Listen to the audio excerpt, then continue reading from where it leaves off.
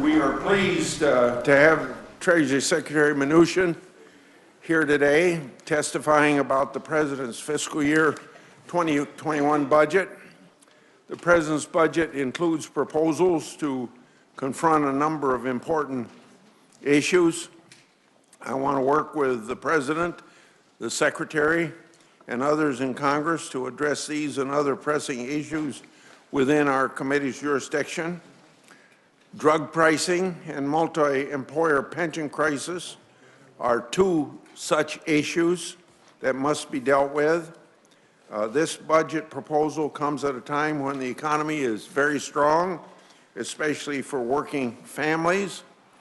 Better trade deals, less regulation, lower taxes from tax reform have translated into wage increases, especially for lower wage earners and a historically tight labor market. Over 6 7/10 million jobs have been created since President Trump was elected, with nearly 70% of the jobs gains occurring since we passed the Tax Cut and Jobs Act. Unemployment has fallen to a 50-year low. We've had 23 consecutive months with unemployment rate at or below 4%, the longest streak in 5 decades. Unemployment for Hispanic and for African American workers have set an all-time record lows. American middle class is growing and families are benefiting, with a family of 4 earning $73,000 seeing their tax bill cut by over $2,000 after tax reforms. Statistics like these show that tax reform is a success. The Treasury Department's work to implement the new tax law has been an important part of that success. We appreciate the diligence and, of course, the dedication of Treasury and IRS maintaining over the last 18 months to release extensive guidance necessary for hardworking Americans and the business community to file their tax returns. Despite Treasury's steadfast efforts, however, we have critics, and those critics have continued their assault on the department for doing its job, criticism that is unfounded. While the Treasury plays an integral role when any major tax legislation is enacted, the heavy lifting occurs when that legislation is being implemented. Treasury is following the same process set out in the Administrative Procedures Act that has occurred after enactment of other tax legislation, like, for instance, the Affordable Care Act. Critics continuously use preliminary and incomplete data to distort the efforts of tax reform to support a political narrative. Critics focus on revised CBO projections of corporate tax receipts is just the latest installment, as I discussed in my statement yesterday to my fellow senators. Similar, we all recall the misinformation campaign in last year's filing season when critics tried to persuade the public that tax reform was a failure because early tax refunds were down. Of course, critics conveniently ignored that the size of the tax refund says nothing whatsoever about the tax liability of an individual. In the end, the criticism proved to be flat out wrong. Americans got tax relief, and the average size and number of refunds ended up being closely in line with previous years. I'm hopeful that we can avoid similar scare tactics in this year's filing season. Nothing the critics can say will refute the fact that every income group in every state saw tax cuts under tax reform. And this is particularly true for low and middle income families, as we see statistics almost weekly about blue-collar workers getting higher percentage wage increases on average than the management class. Instead, I hope that we can work together on policies that will benefit all Americans, including some of the President's budget proposals. This committee has a solid foundation of bipartisan accomplishment in recent months, including the Secure Act, the Taxpayers First Act, and the USMCA trade deal. And after extensive negotiations, we came together just before Christmas to extend a number of temporary bipartisan tax provisions. I wish more could have been done to resolve them once and for all, as we did in repealing 3 onerous Affordable Care Act health taxes, but hopefully our efforts in December can lead us to success in future discussions on the expiring provisions that are coming up at the end of this year. I'm also encouraged by the progress that has been made at the OECD to reach a multilateral global tax agreement on digital economy. Senator Wyden and I, since a year ago, have remained united and bipartisan in our message that unilateral measures that discriminate against American companies cannot be tolerated. And we continue to support Treasury departments in these negotiations. As this year progresses now, we should build upon these past successes to make sure that Treasury and our tax laws are working for the American people. I've seen administration budget proposals from both Republican and Democratic presidents alike. No matter which party controls the White House, members won't support everything that is in that budget.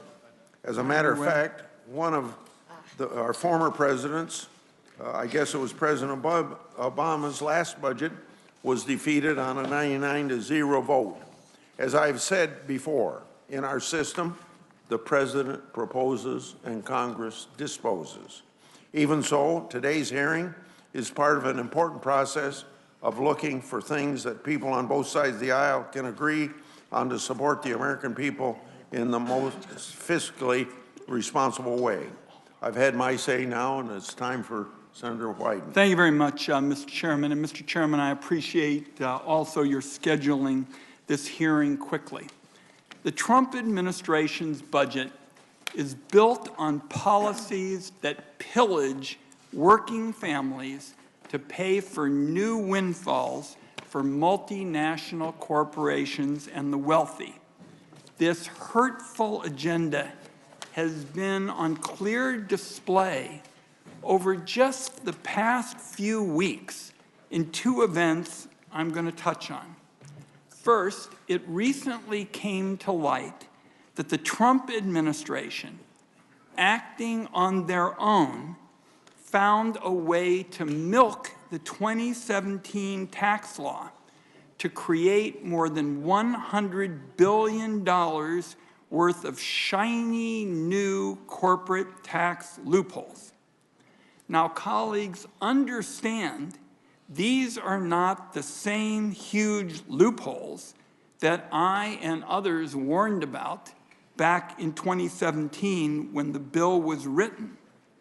These are brand new loopholes that are the product of tricky Treasury Department regulatory maneuvering, something that, in my view, looks like it goes beyond the department's legal authority.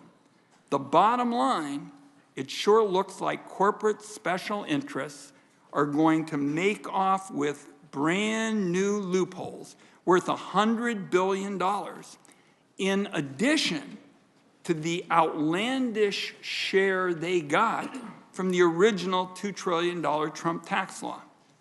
Senator Brown and I want to stop this fleecing of the American taxpayer.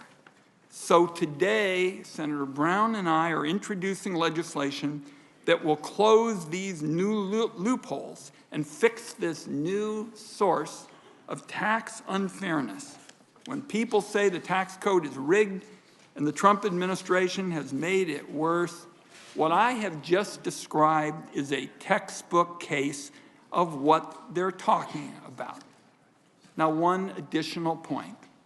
Not long after the news of these new tax loopholes broke, the president went to Davos During an interview there, he was asked whether during a second term he would cut programs like Medicare, Medicaid, and Social Security.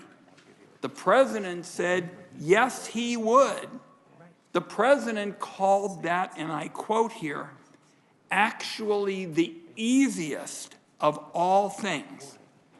So I've just given you a perfect snapshot of this administration's policies, robbing the working families to pay off special interests and those at the top.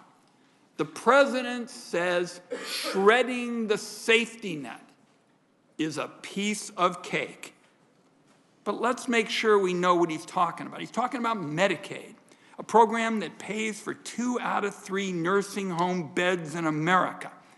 And that's taken place in a country where growing older is really expensive. And families, even those who've scrimped and saved, they run out of money to pay for long-term care. The president's talking about Medicare, without which millions of seniors would have no hope of getting high-quality health care or affordable prescription drugs. The president's talking about Social Security, which keeps American workers from retiring into deprivation and desperation. The Trump budget cuts in those programs amount to more than $1.5 trillion. Probably goes over just fine with the ballroom crowd at Mar-a-Lago. But I'll tell you, it is a terrifying prospect for the hundreds of millions of Americans who every single month walk an economic tightrope and count on Medicaid and Medicare and Social Security to be there as a lifeline for them in tough days ahead. Added up, pretty clear picture. The Trump administration will tune out the needs of middle-class families, but gives the world to any corporate lobbyist who comes calling at the Treasury Department. You see it in Secretary Mnuchin's stewardship. You see it in the budget. And as I've shown, you see it in the president's own words. Thank you, Mr. Chairman. I appreciate your holding this hearing quickly and look forward to hearing from our colleagues. Before I introduce the Secretary, it's my intention, we have a 2 o'clock vote, that you and I would trade places to go vote. Sure. Secretary Mnuchin is the 77th Secretary of the U.S. Treasury. Prior to current position, Secretary Mnuchin was Finance Chairman for the Trump for President organization and served as a senior economic advisor. He has very extensive experience in global financial markets, U.S. government securities, mortgages, money markets, and municipal bonds. He has held various positions in successful private enterprises and has a long-standing commitment to philanthropy. He was born and raised in New York City, earned a bachelor's degree from Yale University, and I suppose there's a lot of other things I could say about you, but I want you to take the time now to make your statement. And it's my, we're going to keep this meeting going during the vote. Thank you very much, Chairman Grassley, Ranking Member Wyden, and members of the committee. I'm pleased to be here with you today to discuss the President's budget and the Treasury Department's top priorities. President Trump's economic freedom agenda is working. Tax cuts, regulatory reform, and better trade deals are improving the lives of hardworking Americans. Unemployment remains historically low at 3.6%, and is at or near all-time lows for African Americans, Hispanic Americans, and veterans. The unemployment rate for women recently reached its lowest point in 70 years. Before President Trump came into office, experts were predicting that we would grow by 14,000 jobs per month. We averaged 175,000. Wages for non-supervisory workers rose by 3.2% in 2019, compared to 3% for all private sector employees, which means wages rose faster for workers than they did for their bosses. The improved employment environment means that more Americans have returned to the job market, increasing labor participation. Last month's labor participation rate, prime age adults reached 83.1%, an 11-year high. American families are earning more each year thanks to the Tax Cuts and Jobs Act paying significantly lower taxes. They also have more career opportunities now than ever before. America's economic strength and competitiveness is a bright spot in the world as other nations experience headwinds. In the year to come, we expect even greater economic growth in the United States as we finalize trade deals with some of our most important trading partners.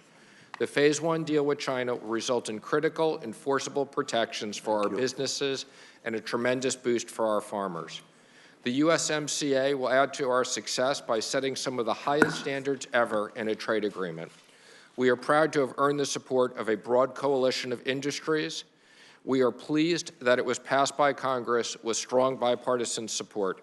I particularly want to thank the members of this committee for their work on this important issue. In addition, President Trump's economic policies will result in economic growth, will reduce our national debt and deficits over time. Federal government revenue rose by 4% from 2018 to 19.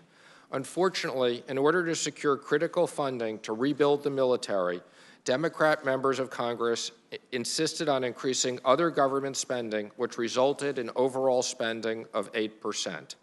The administration is committed to working with members from both sides of the aisle to address spending going forward. The President's 2021 budget for the Treasury Department makes clear that we continue to prioritize economic growth as well as national security.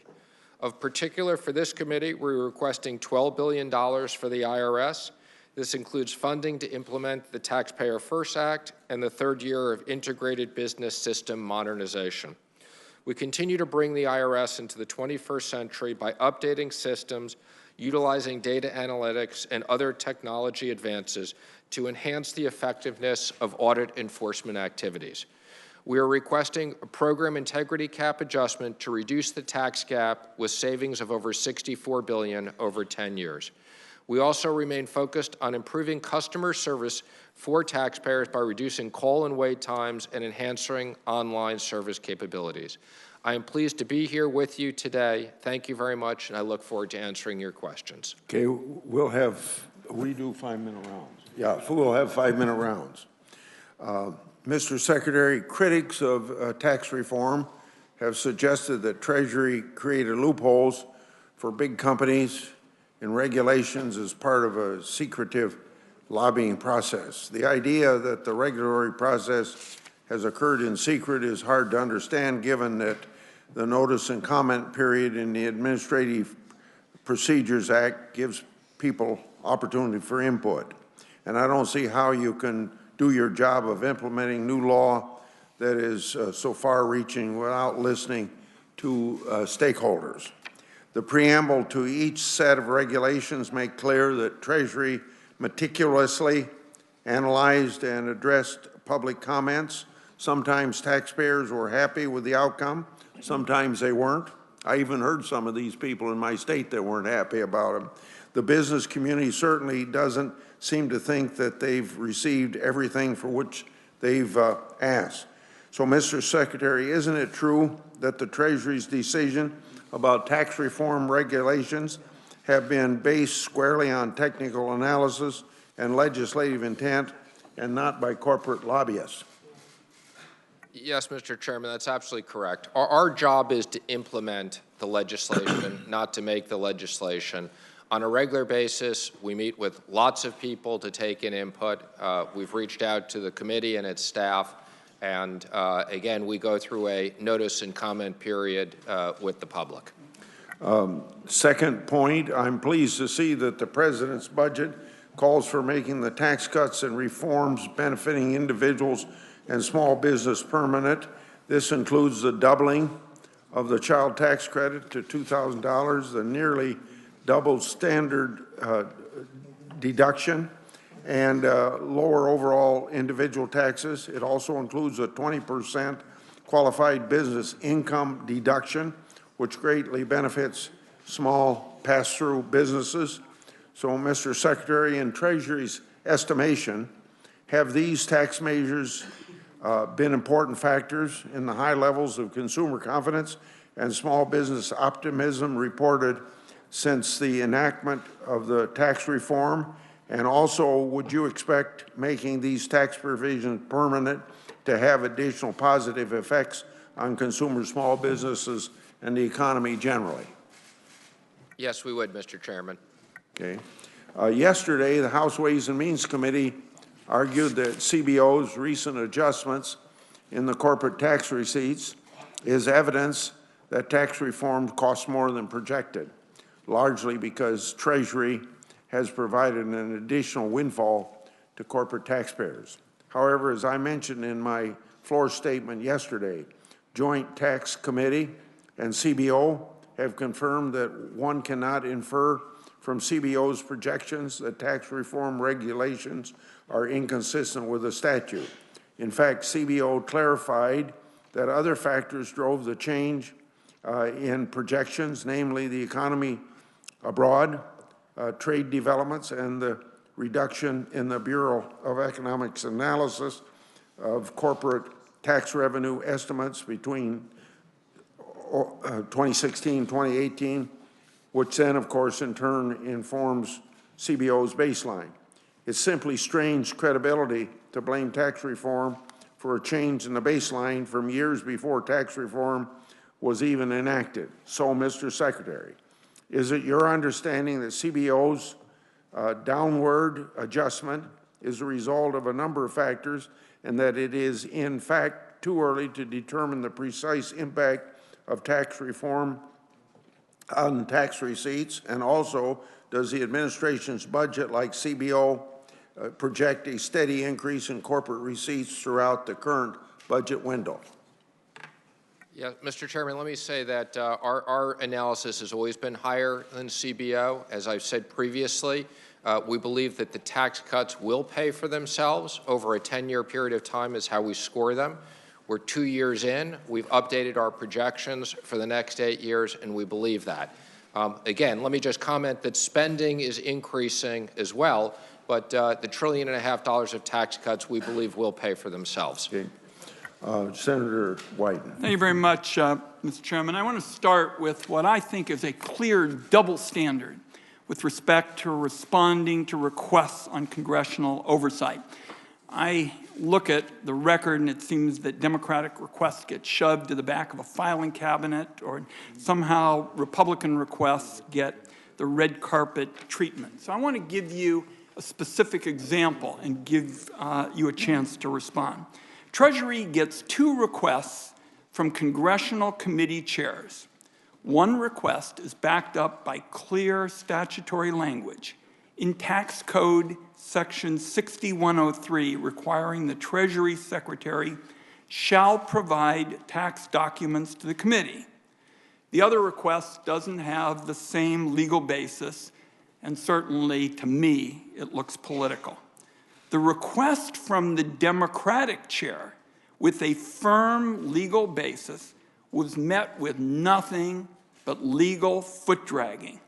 The requests that came from the Republican chairs got VIP treatment. They got, a response out the door in a flash. So it looks to me like there's a double standard here, that you all are tipping the scales of congressional oversight. What am I missing, Mr. Secretary? Well, thank you for letting me to respond to that. Two committee chairs, differential treatment. Again, I think we've responded to you multiple times on this. The most recent letter was on February 11th, and as I explained, the House disclosure of tax returns is subject to protections of 26 UNSC 6103, which, on the advice of counsel, as we've documented, we had significant concerns. That's very different than, I believe, what you're referring to as SARS requests, which on a bipartisan basis, we have responded to thousands of SARS requests to the committees from both Republicans and Democrats on an equal basis. So as we said, Treasury does not process congressional Secretary, you are stonewalling about stonewalling.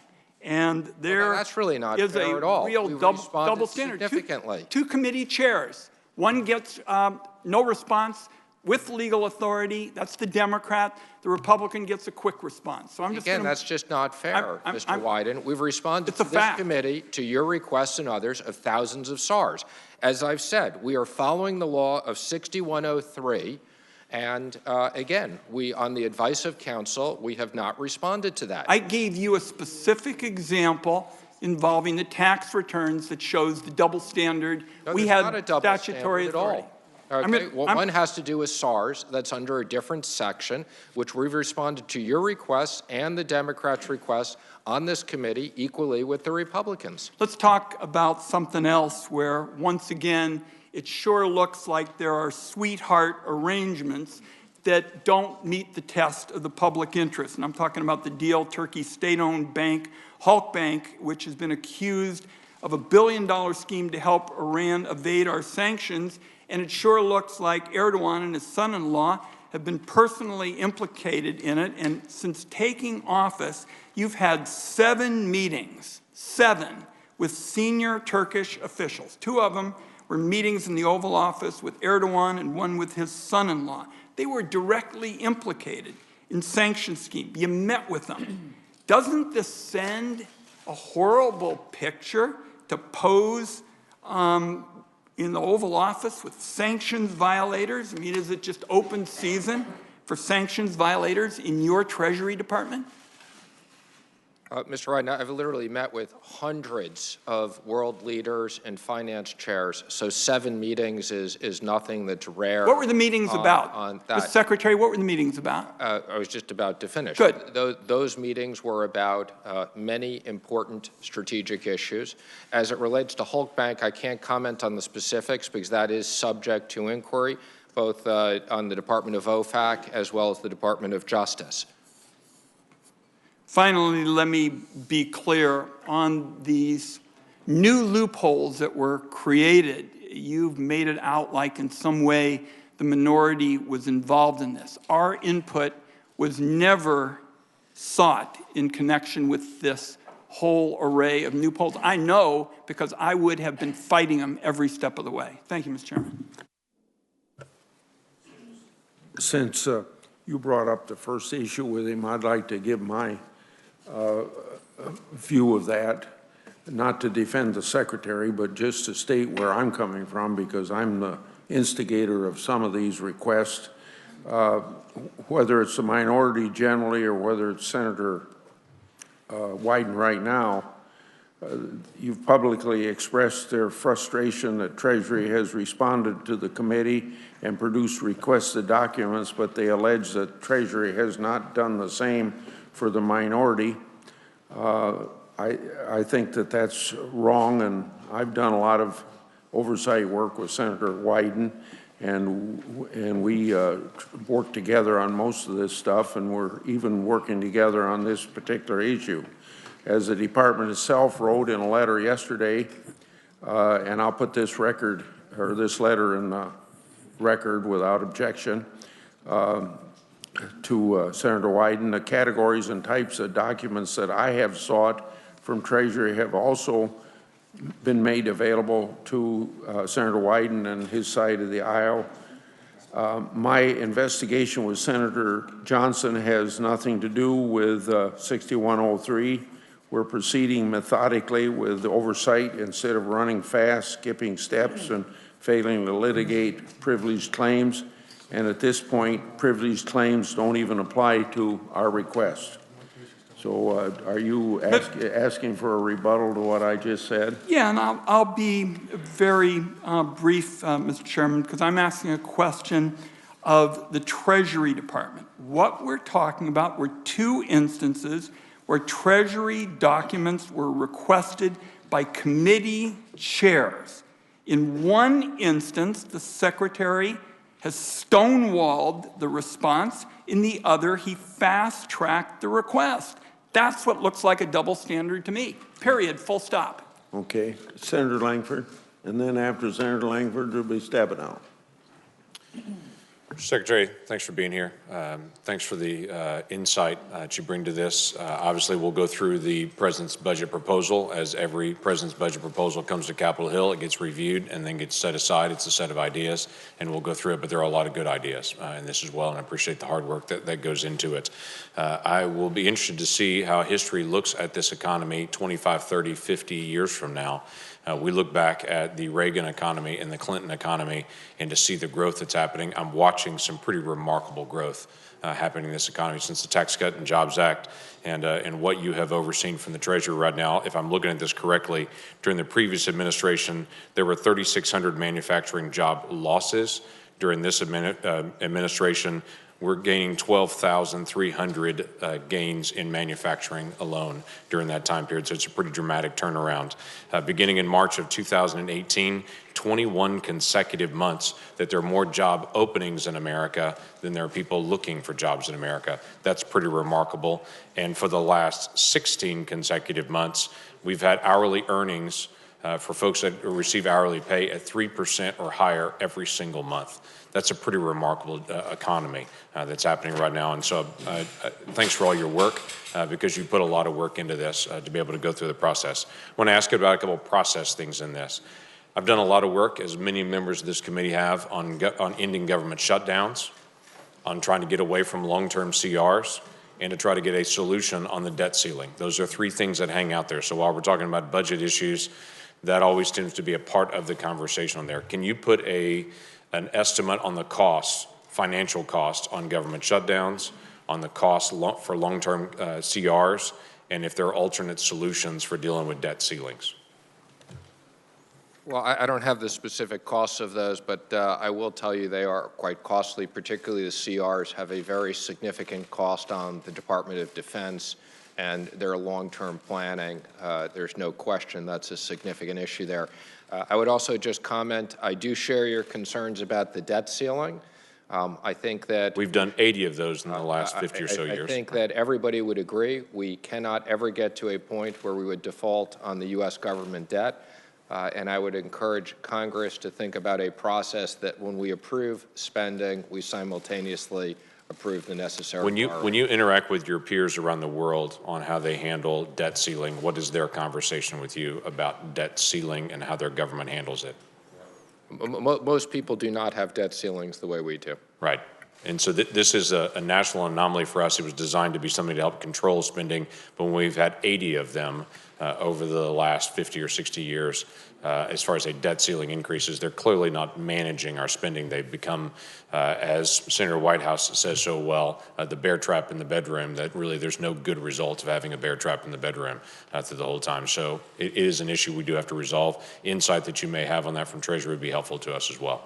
Well, again, I would just say I would appreciate this is a bipartisan issue.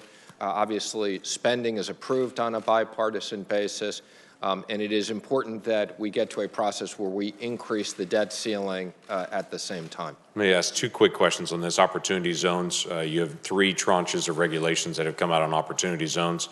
Thank you for that. We have many folks that are implementing those things. There was a bit of an unknown at one point that I've asked you about before.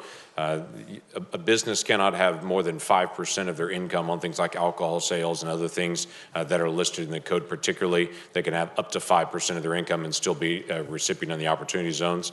There's not a definition dealing with businesses that are cannabis businesses.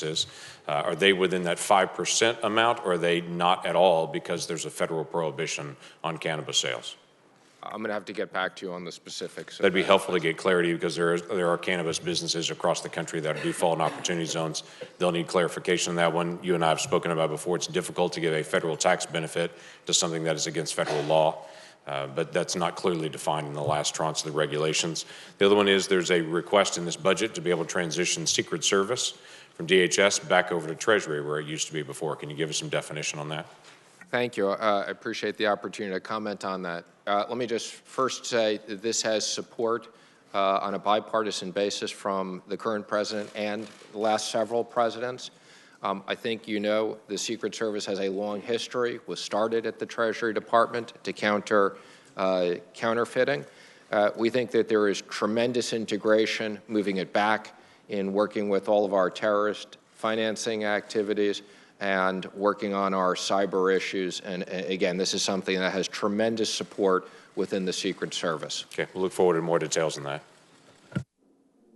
Senator Stabenow. Thank you, Mr. Chairman, and welcome, Mr. Secretary. I do want to start by just talking about the view from Michigan, because certainly the numbers you're talking about are not what we see. And just for clarity, under the previous administration, we added about 88,000 manufacturing jobs.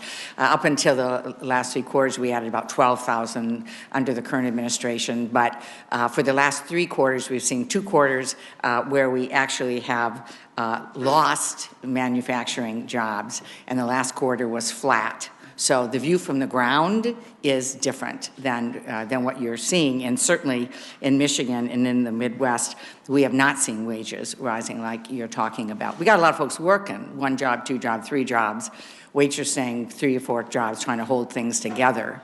But that's not the same as having 1 good-paying job where you can actually take care of your family, which is what I would hope would be all of our goals. So we do have you know, when we talk about the tax code as well, meeting with building construction trades this week, they're not very happy about the fact that the tax bill doesn't allow them to write off the cost of buying new tools now, which are necessary for their job, and yet big corporations can write off what they need. They're not very happy about the fact that they can't write off mileage anymore when they move from 1 job to another, or if they move from California to Michigan to get a job, that's no longer something that they can take themselves. Right off, and yet when I tried to close loopholes that allow corporations to take jobs overseas, we couldn't get that in this tax package. So my view is a little bit different. But I want to focus on something where people did get hit and have not yet recovered in the economy, and that's pensions.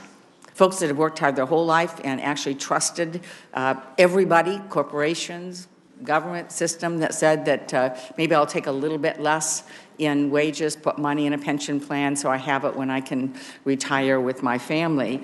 And when we saw what happened in the stock market, President talks all the time, stock market is soaring. That's how he measures things. So that's true. Top 10% wealthiest folks doing very, very, very well.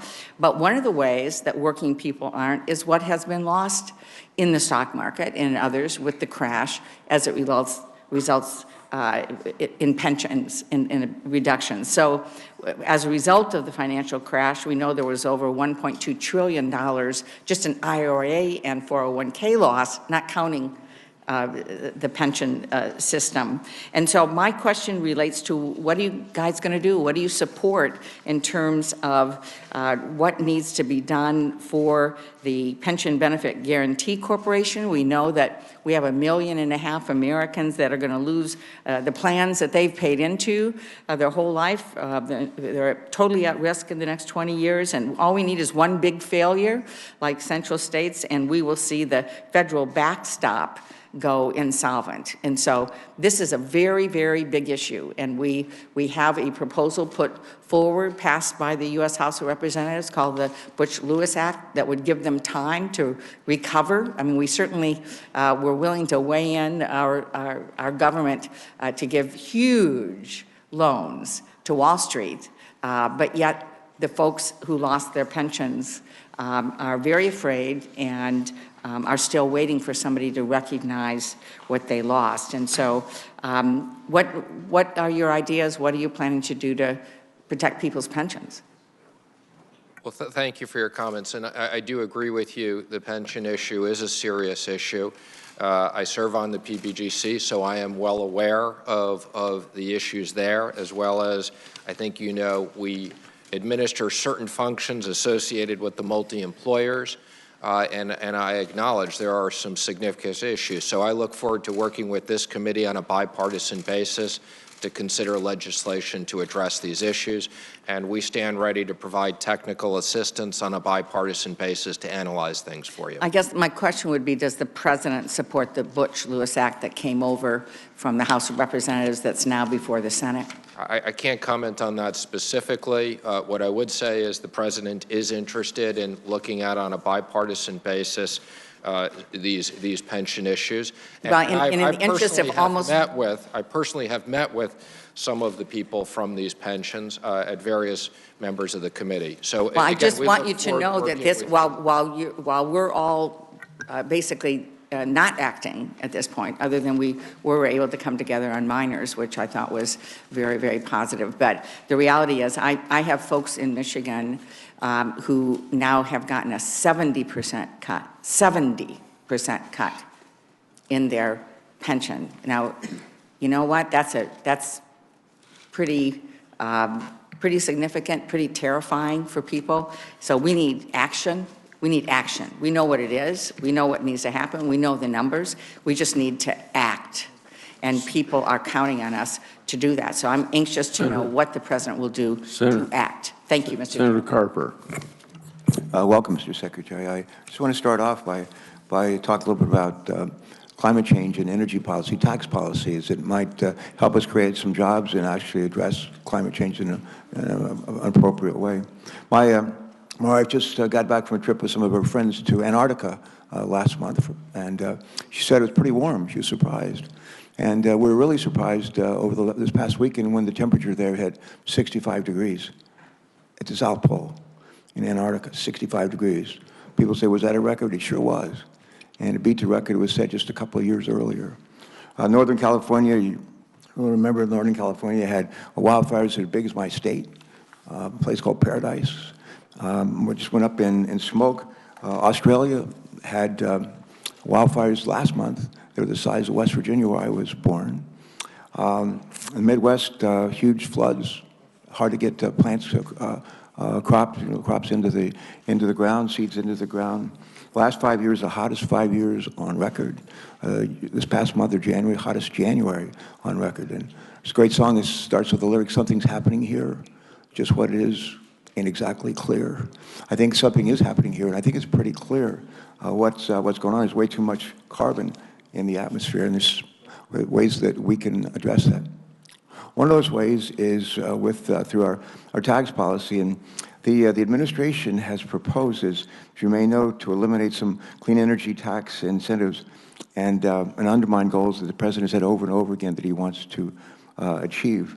But the president's budget proposal to, I think, prematurely eliminate important clean energy tax incentives would do exactly the opposite. I'll mention a couple of those. Tax incentives for people, encourage people to buy electric vehicles, tax incentives to encourage people to buy vehicles fueled by hydrogen, which creates as a waste product creates as a waste product HO2.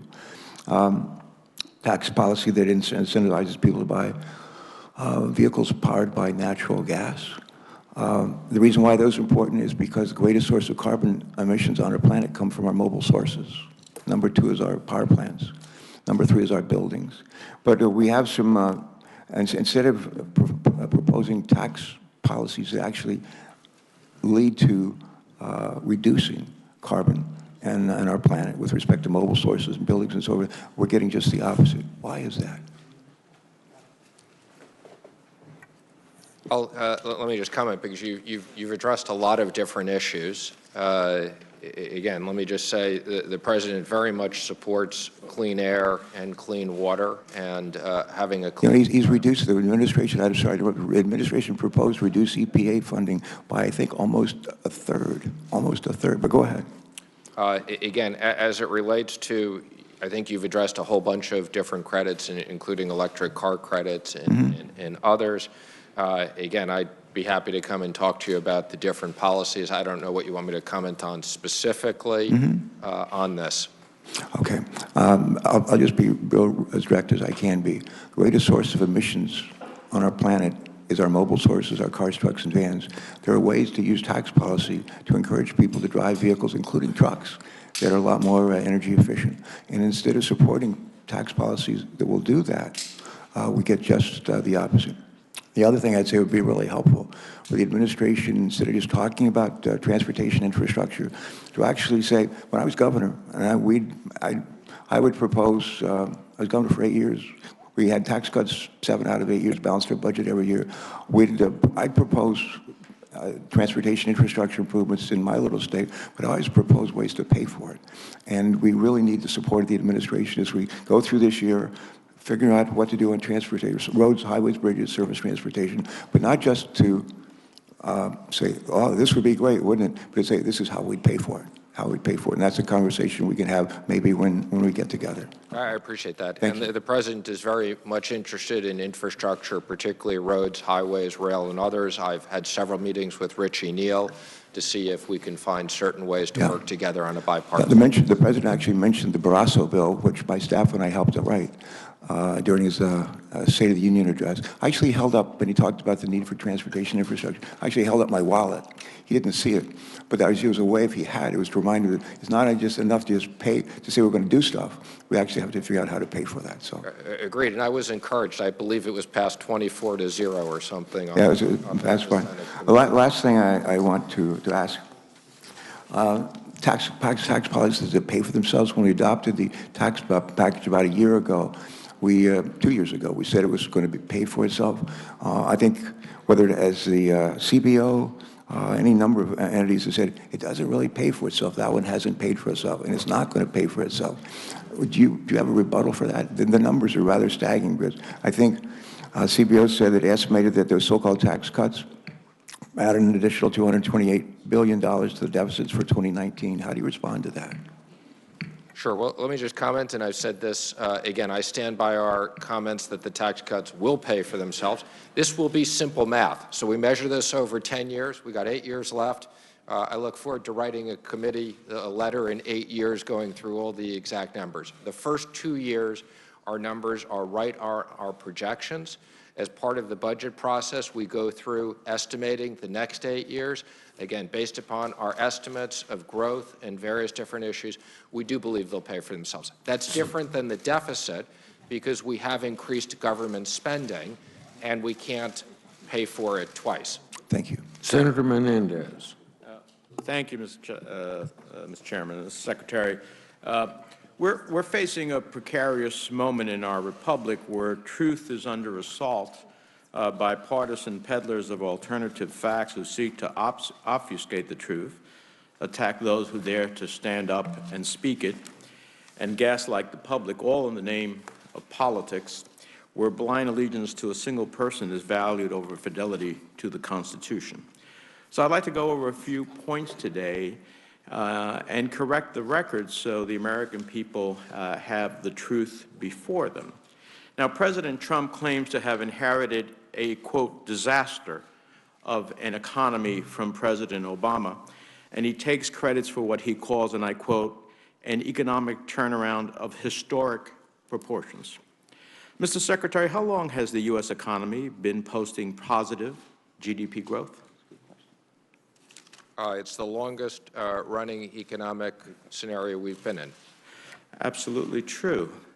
GDP was positive for the past 10 years, growing for the final 7 years of President Obama's presidency.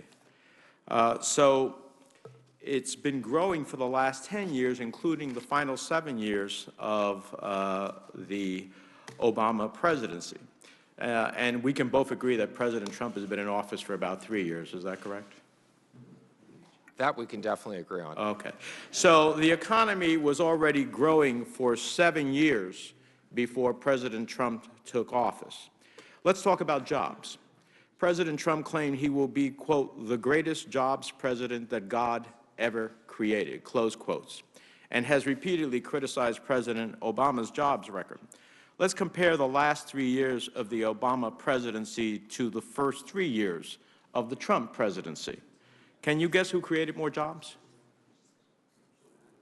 I don't have the numbers in front of us, but we have created substantially more jobs than the Obama administration projected at the beginning of this administration by a multiple of 3. Well, let's talk about what actually happened.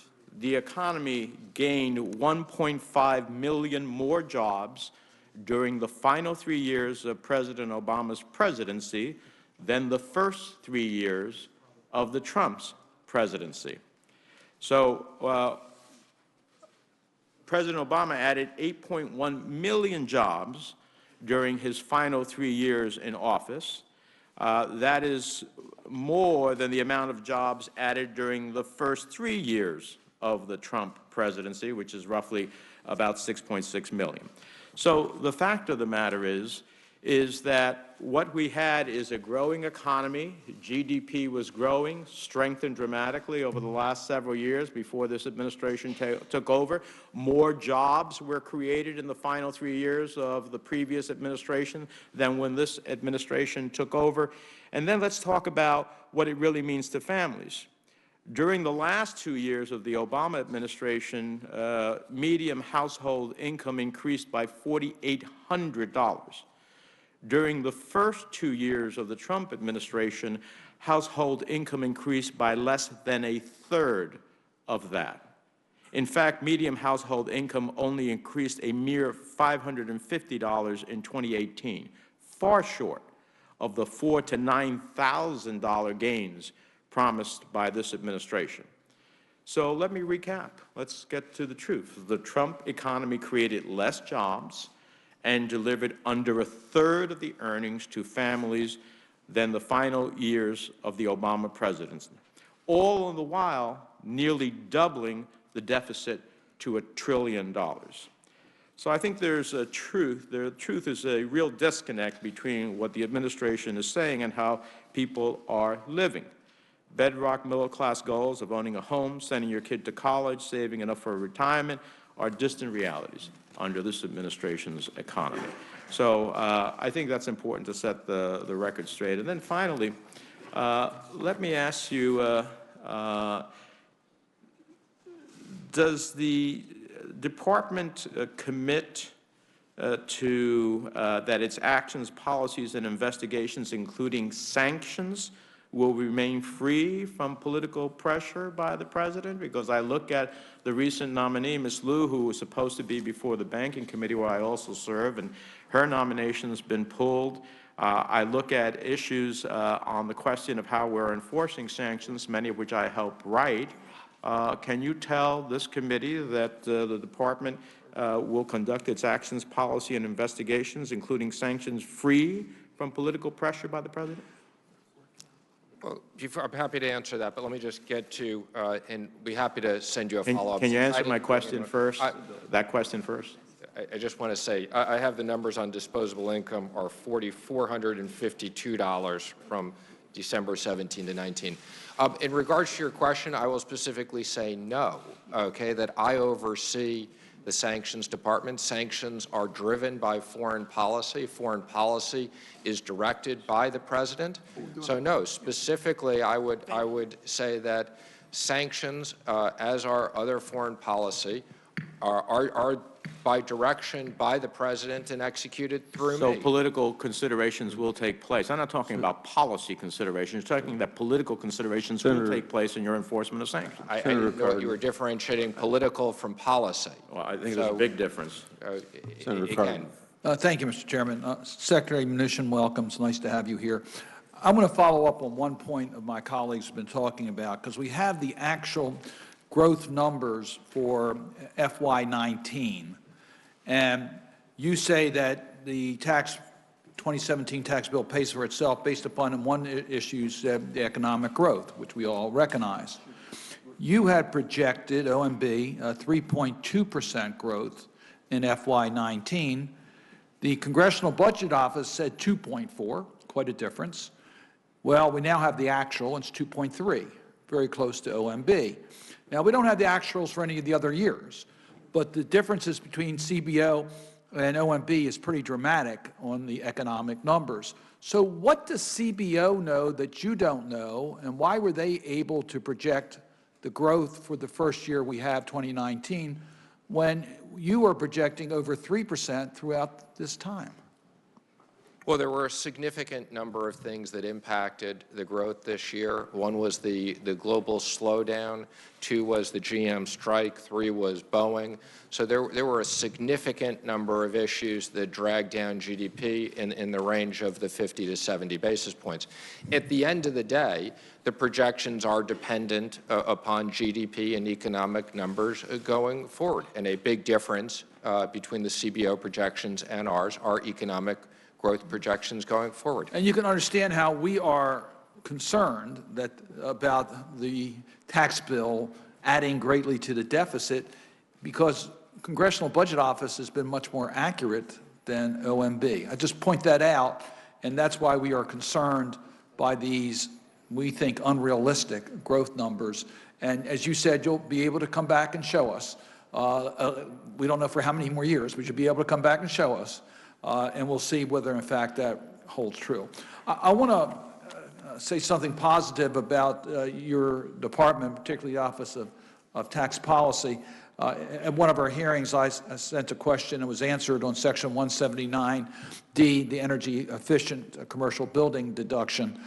For years, I've heard from particularly small business owners that they were required to make payments to state and local governments in order to receive an allocation letter to claim their deduction. That goes against the intent of our law.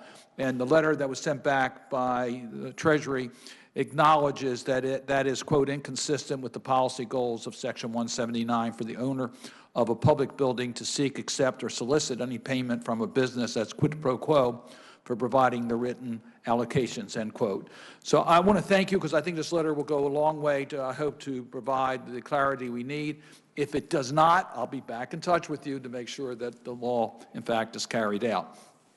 I also want to acknowledge that your budget does include funds for Taxpayers First Act. We're pleased to see that. That's a bipartisan effort in this committee to get that done. But you still haven't appointed a national taxpayer advocate. And I say that because the acting advocate, Roberts, has said that it's critical that a permanent national taxpayer advocate be appointed as quickly as possible to help ensure the IRS protects taxpayer rights and meets its obligations to taxpayers. That's solely in your hands, the appointment of the taxpayer advocate. Can you give us any indication when we might expect that appointment to come through? I can, and let me first say I'm glad we were able to clear up that other issue, and let's stay in touch. The taxpayer advocate is a very important position.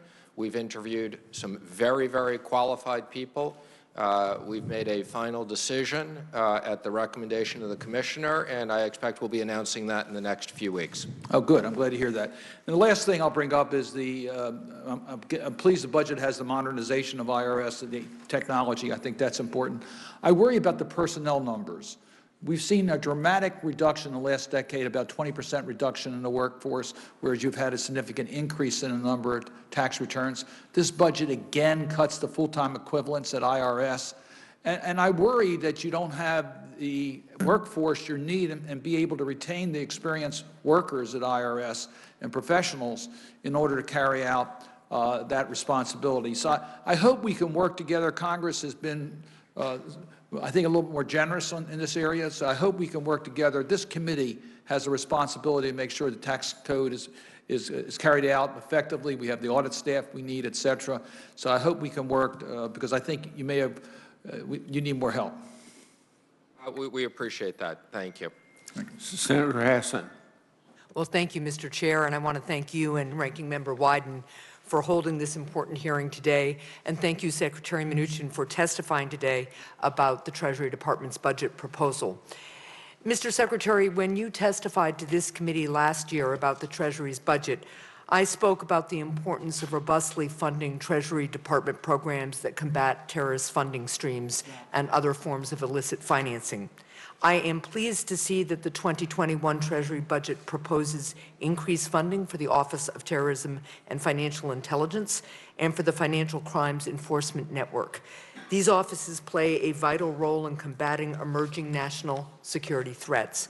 For example, terrorists and other transnational criminal organizations are increasingly using cryptocurrencies to finance their activities, due in no small part to the difficulty inherent in tracing these transactions and tying funds to specific actors.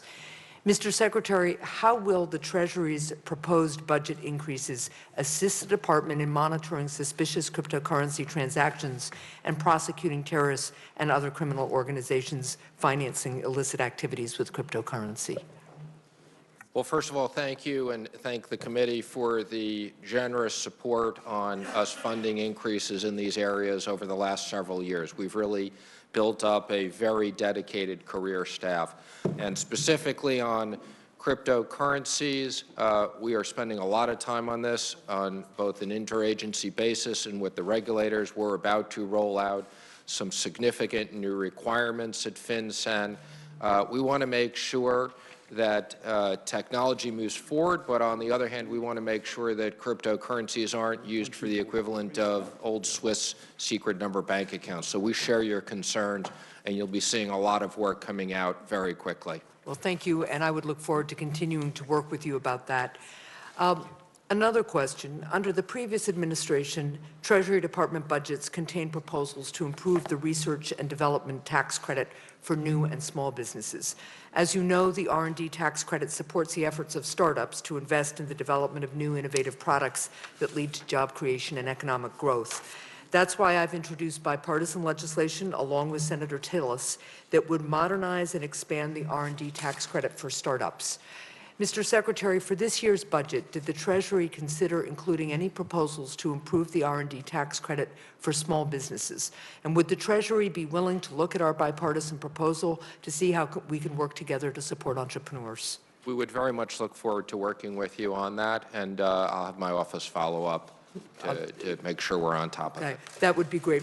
What we're really focused on is those companies that don't have a tax liability yet but are making these critical investments. And so last question. I'm a strong supporter of bipartisan legislation championed by Ranking Member Wyden that would permanently extend tax cuts and cut red tape for small craft brewers in New Hampshire and across the country.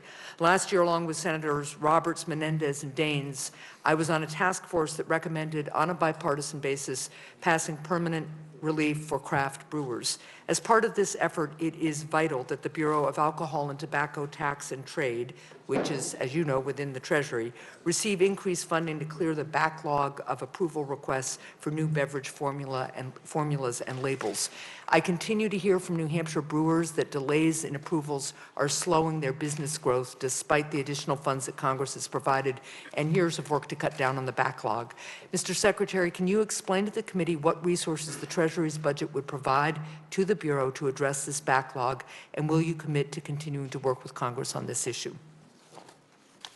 Yes, yes, and yes. And let me just say, if Congress wants to do anything to simplify the label approvals, I would look forward to working with you on that as well. And I know there's tremendous bipartisan support for the craft brewers. And as I understand it, the budget proposes $5 million in funds to accelerate the processing of formula and label applications. So it seems that there's recognition of the issue in your budget proposal, and I just would I think what I've heard is a commitment to working with us on... I've personally looked at this label issue, and we're trying to figure out how to streamline it. Okay.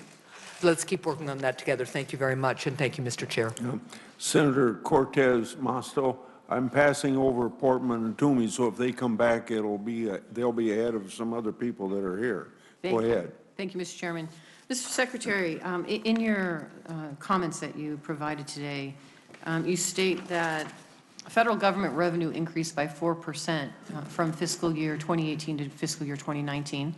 Unfortunately, in order to secure critical funding to rebuild the military, the Democratic members of Congress insisted on increasing other government spending, which resulted in spending growth of 8% from fiscal year 2018 to 2019. So I guess my question to you is, in order to address the Democratic members of Congress increase in government spending that you cite to, is that the reason why in the current budget, this administration seeks to cut $200 billion from SNAP and TANF for women and children, cut $170 billion from student loans, cut $90 billion from seniors on Social Security, cut $76 billion from persons with disability, and cut $59 billion from farmers? Is that what this administration thinks is the way to balance this budget, on the backs of individuals because they don't necessarily work for the military? Is that how I read this? No, I don't think that's the way you read it. The point that I was trying to make is that government spending increased faster than we would have left to our own. I was integrally involved in the bipartisan agreement to get that done. And as it relates to Social Security, the President's been clear he doesn't want to cut Social Security, that on Social Security there's just some savings in the increase of growth for fraud and other issues. But you do not disagree. This budget actually requests a cut of $90 billion for seniors on Social Security, correct? I believe it's not a cut. It's a reduction in the rate of increase, and it's not to benefits of people on Social Security. So I show a cut for student loans, Social Security, persons with disability, for farmers, and for women and children who seek assistance through SNAP and TANF. If that is not a cut, then I would love to talk to you about what it is this administration values and what they see, how these groups and important individuals in our communities are being affected. Love to talk to you about that, but I disagree. And that's my concern is this administration says one thing, but their actions are just the opposite. And I think it is important for us to really talk the true facts and not what you come here and read in your statements about what the administration claims that they are doing to the benefit of our communities. Because I can tell you, when I go home to Nevada, there are still people struggling. And I do want to talk to you about when you plan and you put together this tax bill that you've talked about and the economic growth, particularly when it comes to the budget. I keep hearing you saying that you're talking about the budget that shows gross domestic product growth will climb to 3.1%, and that's your basis. Is that correct, that you're basing it on for the next 8 years a 3% or 3.1% growth? It ranges between 2.8 and 3.1, but let me just comment on Social Security. I'm looking at the mandatory programs of Social Security starting at 1038, and it goes up every single year through 2030 to 1906. So I don't see any cuts. Social Security mandatory programs are going up consistently in our budget every single year. Good. So what I hear from you today is there's going to be there's no request in your current budget to cut anything having to do with Social Security. Again, the absolute mandatory programs of Social Security. Well, don't read it to me. Just talk to me. Tell me. There's no cuts to Social Security is what I'm hearing. I believe there's a cut in the rate of increase, not an absolute cut.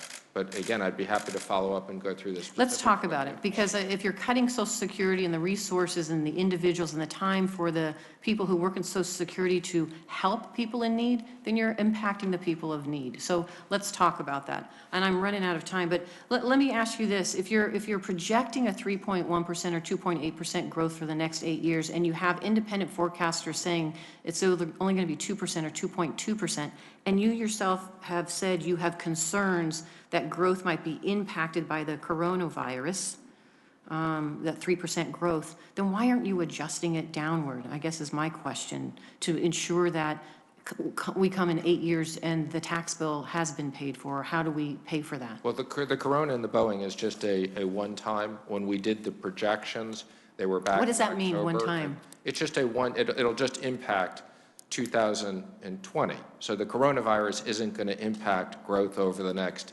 10 years, nor is the Boeing issue going to impact. It may have an impact on 1 year, which again, we just haven't updated the models because the whole budget process started at the end of last year. So we hope the coronavirus doesn't have an impact beyond this year. Is that what you're saying? I don't expect that the coronavirus will have an impact beyond this year. Okay, thank you. Thank you. Mr. Secretary, thank you for being here today. I'm now sitting in the chair as... Thank you. I see that. Yeah, Senator Grassley is going to... You look good in that chair. You can get used to that. It's a little higher seat, actually. Great testimony today. You pointed out that tax reform is working, and it certainly is. So is regulatory relief, I think, and some better trade agreements. And that combination is improving the lives of the people we represent, and it's good to see. When we started off in this effort, President Trump and the Congress said, okay, we're going to focus on tax reform because we believe that will result in more jobs, better wages, and leveling the playing field for U.S. companies that are trying to compete in the global economy. And all that's happened. And don't take my word for it. Here's the Congressional Budget Office. In April 2018, the nonpartisan CBO says in their analysis of the effects of tax reform, these changes are expected to encourage savings, investment, and work.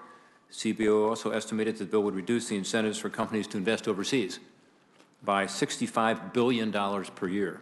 So in other words, encouraging investment right in the states that we represent.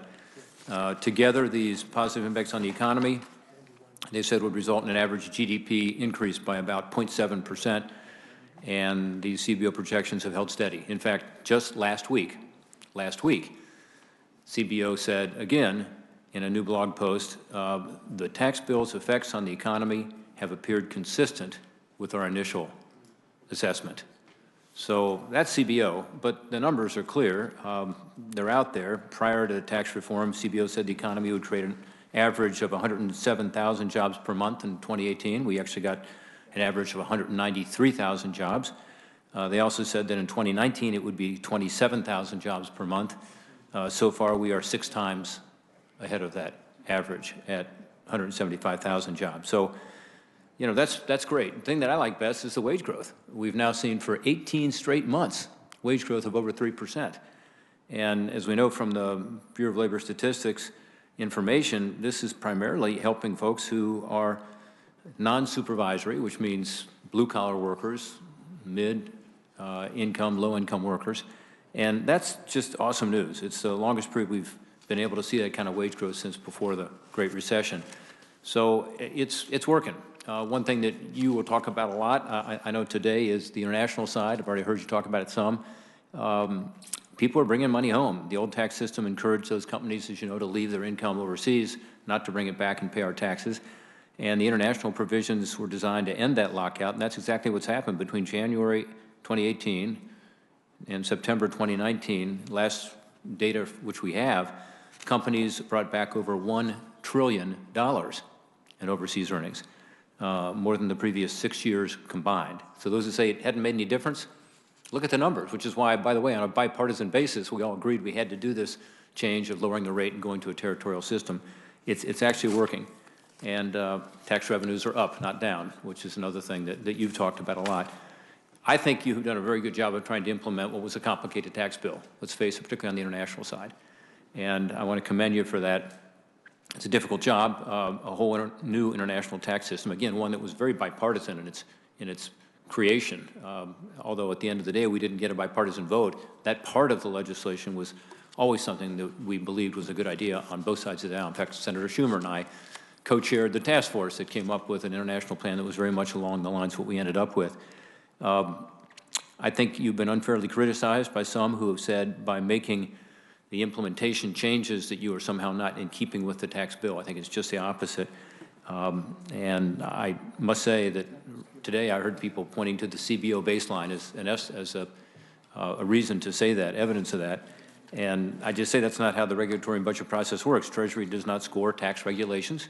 The same way it doesn't make law. We make the laws, and the Joint Committee on Taxation scores tax legislation.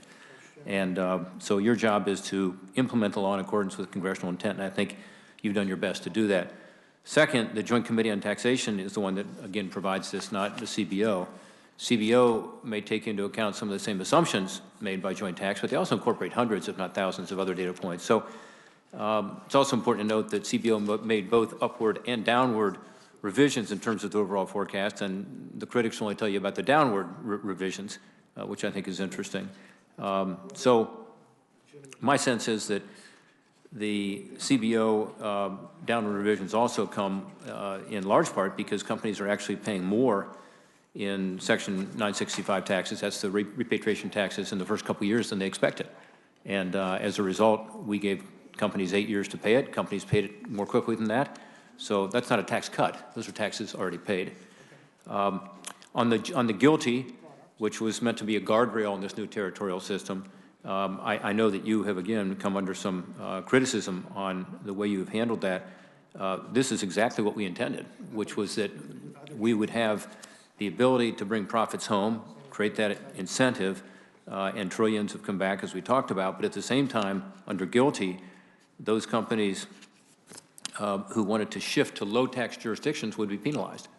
And that's what you've done. The number we used for the minimum tax, in effect, was 13.125%. And the intent of the conference report was very, very clear on that. So critics continue to argue that your efforts to implement that intent provided new tax cuts. I would say not at all. Specifically, they're saying that your new proposed rule clarifies the connection between GILTI and the existing Subpart F rules, providing an exception for companies with foreign tax rates above 18.9% as a branded tax break. That's ridiculous compared to our intent to exempt companies anywhere above 13.125%. I would say, if anything, your approach has been cautious, very conservative. So I wonder if you would give us your view on that. Do you believe you've taken a cautious and conservative approach to this in terms of the GILTI implementation based on the congressional intent, the taxpayer comments, and Treasury's regulatory authority? Our job has been to implement that part of the tax code consistent with the intent and as prescribed by the law, and that's what we've done. Excellent. Well, again, I commend you for that. I'm going to come back for a second round in a minute, give you more chance to talk about that and about what you've done to faithfully implement the tax legislation. Senator Warner. Well, thank you, Mr. Chairman. Great job on opening statement. Mr. Secretary, it's great to see you. I want to ask you a couple of questions about, I think, some very good work the department's been doing around beneficial ownership and anti-money laundering. Last week, your department published the 2020 National Strategy for Combating Terrorist and Other Illicit Financing. And I want to, you've gotten a lot of criticism on this side of the aisle, but on this, I want to commend you for putting out this strategy. I think it represents a critical undertaking to articulate how little the U.S. government really knows about illicit finance risks and some of the tools and some of the aspects we need to move forward. One of the key vulnerabilities identified in the report is the lack of a legally binding requirement to collect beneficial ownership at the time of company formation, a time that we think would provide the least burdensome approach.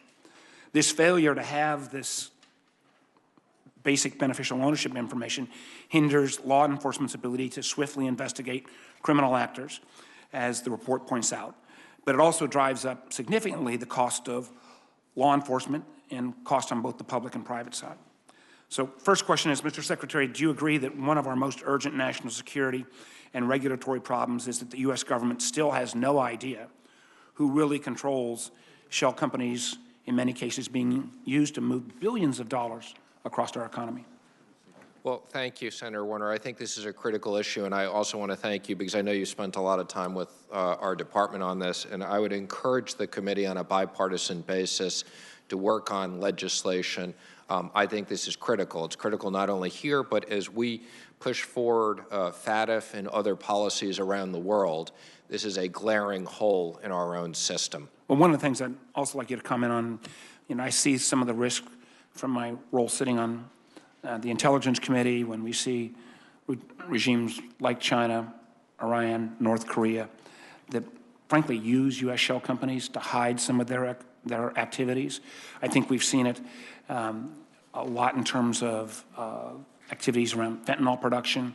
We've seen it used in some of our legislation's got great support from the communities who are trying to oppose sex trafficking. Can you speak a little bit about the national security implications and also some of the risks that this lack of having this information poses to our local communities? No, there is, you've pointed out, there's very significant risks. And the problem is that when someone opens up a bank account, the beneficial ownership is kept by the banks, but that information is not put into a centralized database. So if we're looking at a specific entity and we want to see who the beneficial owners are, we have no way of getting that information other than first tracking a bank account and then potentially pinging thousands and thousands of banks for that. So it's a very inefficient program, and it allows the bad guys to hide their identities. Well, as you've indicated, and I'd like to point out that both Chairman Grassley and Ranking Member Wyden have supported efforts to crack down on anonymous shell companies, and you were kind enough to indicate you think we ought to be taking this up. You may be aware that on the Banking Committee, we have a broadly bipartisan coalition, 4 Democrats, 4 Republicans, named it the Illicit Cash Act, which would dramatically update our AML regime and deals with this question around beneficial ownership, we think, in a way that doesn't put undue burdens on businesses. Matter of fact, one of the things that two other members of this Finance Committee who are the ranking and chairman of the Banking Committee, both Crapo and Brown, are both members of this committee, and we are hoping they'll move it towards a markup. I should be smart enough to take your earlier statement that you support this effort, but if you'd like to make any final comments on this notion of moving this legislation through the Banking Committee, and we have worked closely with the administration on that, I'd love to hear. Let me clarify. I very much support your efforts on that. I will take that, Mr. Chairman, as a time to yield back my 28 seconds that you might want to ask a question on. Thank you, Mr. Chair.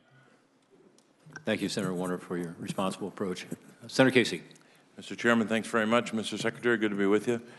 I wanted to focus on one topic, the middle class, and take you back to a meeting that you were present at, but I'm sure you may not remember because you've had a lot of these. We had a meeting in October of 17. It was members of the Finance Committee, both parties, not everyone, but most of the committee. The President was there, you were there, administration officials were there to talk about the tax bill. At that time, the tax bill had not passed. It was in the drafting stages. I raised a question with the President about the focus of the tax bill and with regard to the middle class. And he expressed a very positive aspiration to have the tax bill be of benefit to the middle class. In fact, I remember him turning to you, referring to you, I think, by your first name instead of Secretary of the Treasury, but he said, we've got to make sure we focus on the middle class. We know what happened after that. The bill passed, and we're told, and this is just two examples of part of the middle class, we're told by the Joint Committee on Taxation that if you look at the 2017 tax bill and take one segment of the middle class, which in this case is 50 million households making under $100,000, so that's the category of people, those 50 million households, all making under $100,000 a year, would see a tax increase or decrease one way or the other of less than $9 a month in 2019. And that's from Joint Committee on Taxation document 1019. So very little change up or down, $9 a month. Here's another way of looking at a segment of the middle class. This is kind of the middle of the middle as the Tax Policy Center formulate or goes through the quintiles. Tax Policy Center indicated that households earning between 48 and 86, that's a pretty good share of the middle class, millions of taxpayers, got an average tax cut of about $800. The top got a lot more, and obviously not just in terms of dollars, but the top got a lot more, top 1% got a lot more in percentage. I don't think many people dispute that.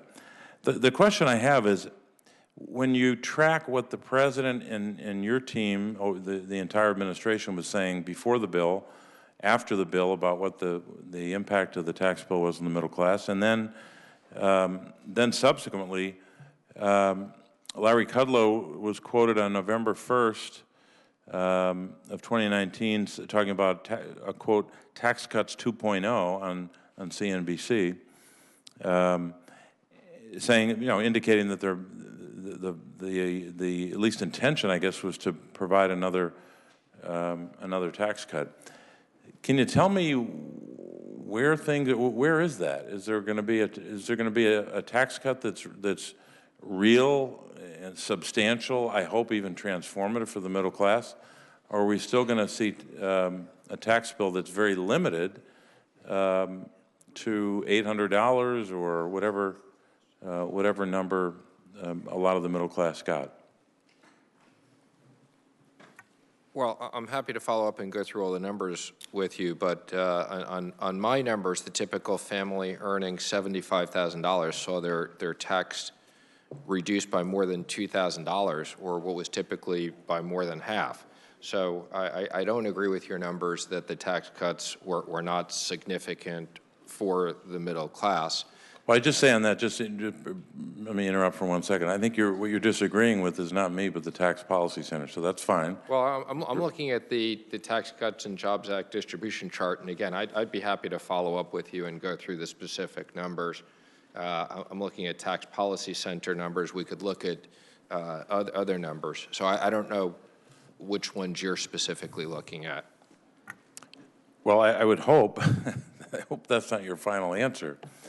I would hope that the administration would be focused on giving a tax cut which really improves people's lives, not either the $9 one way or the other per month for 50 million people under 100,000 bucks.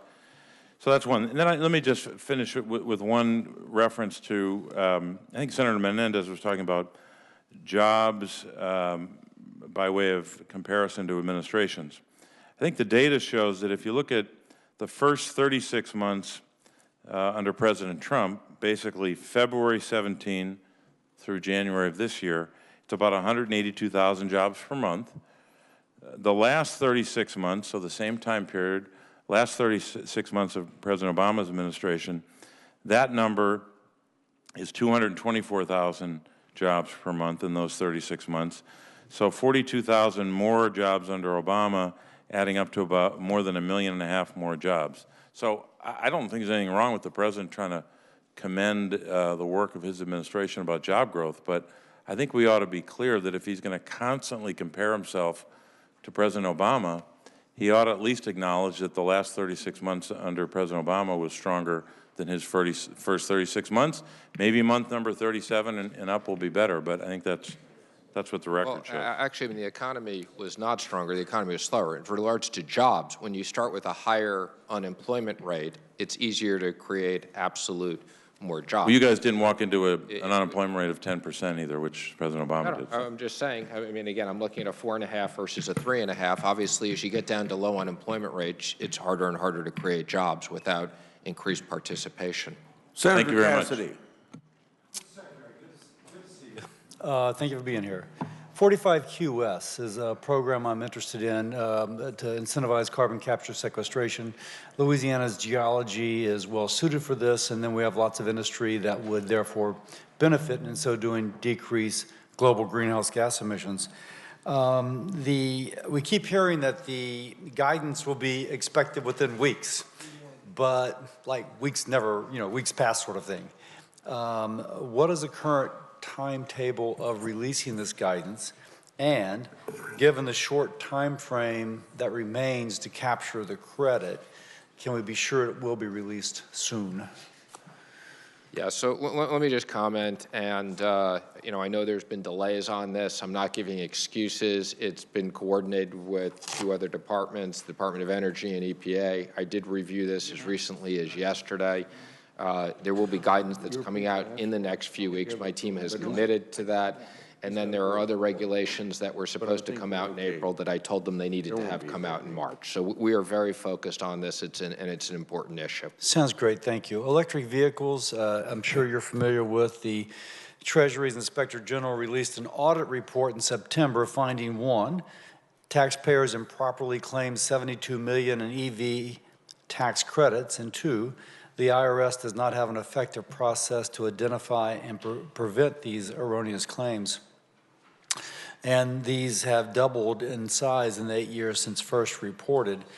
I always figure that electric vehicle tax cuts are tax cuts for millionaires and billionaires, right? It's the top 1% who are buying all the electric vehicles, and the guy driving the 1974 Ford pickup truck is the one paying the tax credit. So what has the IRS or the Treasury done in terms of program integrity to be able to identify or to eliminate this problem? Well, I agree with you on the first part, particularly people who are buying expensive Teslas, and I was one of those people, don't need the tax credits. I think also we have an unfair situation right now where certain U.S. companies still have tax credits and others don't. But we are working with the IRS on the audit issue and what we do to fix that. Would it be helpful, 1, do you need any authority from Congress, number 1, and number 2, it seems as if VIN numbers would be, I'm assuming there's a database of VIN numbers somewhere out there. It seems like a simple solution would be some sort of cross-relationship. But again, do you need any sort of authority from Congress to do any of this? We'll always take a little bit more money from Congress to fix these things, to collect taxes. But no, we don't need any authority, but it is unfortunately a complicated audit situation. I'm also interested in the rise of e-commerce and with the counterfeit goods that are being sold on Amazon and other platforms that are a risk to both health and safety. Now, related to that, these counterfeit sellers of counterfeit goods are less likely to pay taxes that they are supposed to pay. Now, we're approaching this in a variety of ways, but could you tell me about any efforts Treasury is making, perhaps in tandem with the Department of Justice, to address the tax gap that counterfeits create? Well, let me comment two things. The counterfeit issue is an issue that the White House is focused on. That's not really directly a Treasury issue, but we do share the concerns of counterfeit goods. I think one of the questions that needs to be considered is the people who are selling these counterfeit goods on marketplaces. Should the e-commerce companies bear certain responsibility for better monitoring on this, because this is a real problem for consumers. And ultimately, as it relates to the tax gap, this is one component of the tax gap, but we are very focused on what we can do on the tax cap overall. And then can you just comment specifically on the impact that counterfeit goods have on the U.S. economy? It has a very big economic impact. It's lost revenues. It's hurting companies and small businesses that sell legitimate items. It's ripping off consumers who think they're buying something that they're not getting. I appreciate your answers, and I yield back. Thank you, Mr. Chairman. Welcome, Committee, Mr. Secretary. I want to spend a few moments and talk about the historically strong state of our economy. Watching what's happened under President Trump with Republican leadership's commitment to tax reform, cutting burdensome regulations, this economy is booming. And it's benefiting Montanans, it's benefiting the American people. I'm struck by the job creation number, Mr. Secretary. Over 6.7 million jobs have been created since President Trump was elected. Interestingly, about 70% of those jobs, 4.6 million of the 6.7 million jobs, have been created since we passed tax reform. A national unemployment rate of 3.6%, near a 50-year low. There's a reason I left the private sector to come into public service, was to see outcomes, see results like this. Wages are growing for workers across the board, but importantly, we're seeing this blue-collar boom. Low-income Americans are experiencing the largest wage gains, and average wage growth for workers now outpaces the wage growth for managers. Americans are getting back to work. This is good for Montana. It's good for a country. Mr. Secretary, my question for you is, as you look at the tax policies that we move forward with, as we've seen now an outcome that was predictable. We saw this when President Kennedy, through his leadership, cut taxes. We saw it under President Reagan, through his leadership, cutting taxes and growing the economy and seeing wage growth and more jobs created. Which tax policies do you see as being some of the most important in keeping our economy growing? I think there's no question the change on the corporate side from to a territorial system and encouraging companies to bring their cash back here and build jobs here has been very important. I think there's no question the pass-through deduction for small businesses has been critical, and I think there's no question the tax cuts for the middle class have put a lot of money back in people's pocket that they can save or spend. So you brought up the pass-through issue. I'd like to talk a bit about that we call it the Main Street tax relief. As we were having the discussions back before we passed the bill between the C-Corps side and the pass-through side, or I like to call it the Main Street businesses side. In Montana, 90% of our businesses are actually small businesses, would be on the pass-through side. In fact, according to a recent Square Gallup survey just last month, 69% of small business owners say their business benefited from the 2017 tax law. 69%. More than 7 in 10 say they reinvested over 1/4 of the savings that resulted from the tax law back into their businesses. And I can tell you that's why myself, along with Senator Roberts, Senator Thune, Senator Blackburn, introduced the Main Street Tax Certainty Act, which would make that 20% deduction with the Tax Cuts and Jobs Act permanent. I think it's critical we work towards this on behalf of our small businesses.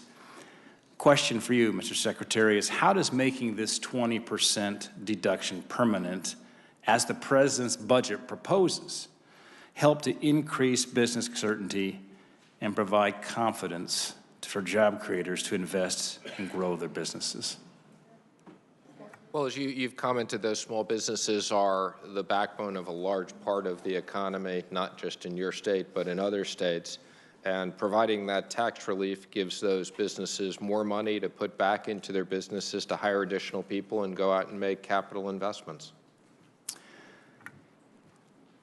I want to shift gears for a moment, and I agree with you. Shift gears for a moment, talk about the trade situation. I've just been struck by the success you all have seen in the last 120 days.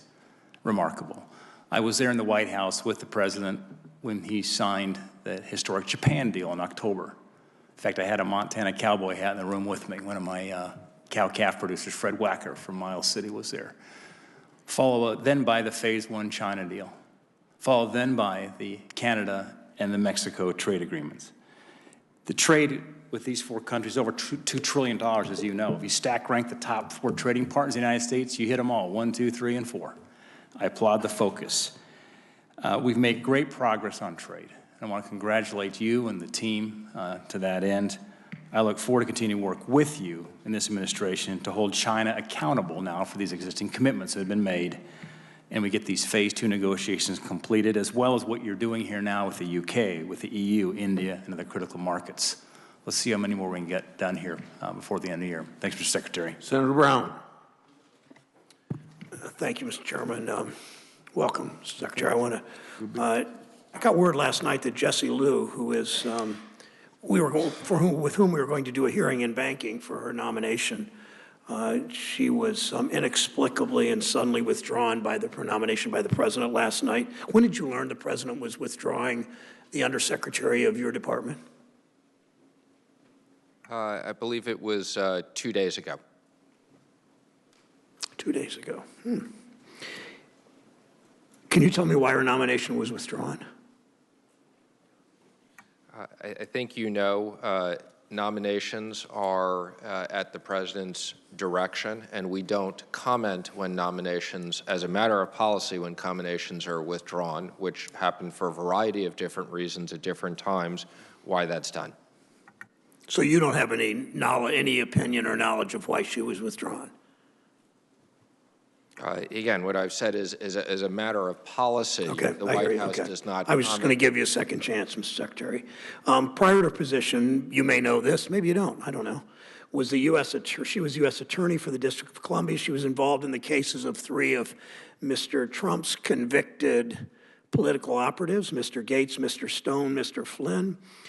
Absent any plausible explanation for his withdrawal of this nomination, even though you claim, I hope you know you're more or less under oath, you claim to have known it for 2 days. It appears this is another stop on the President's personal retribution tour, an attempt to ensure that she did not come before the Banking Committee tomorrow to answer under oath questions about those prosecutorial decisions. When prosecutors scaling back sentencing recommendations on Mr. Flynn, with senior DOJ officials suddenly intervening yesterday to reverse and make more lenient the sentencing recommendation of career prosecutors. 4 of them withdrew. 1 of them actually resigned.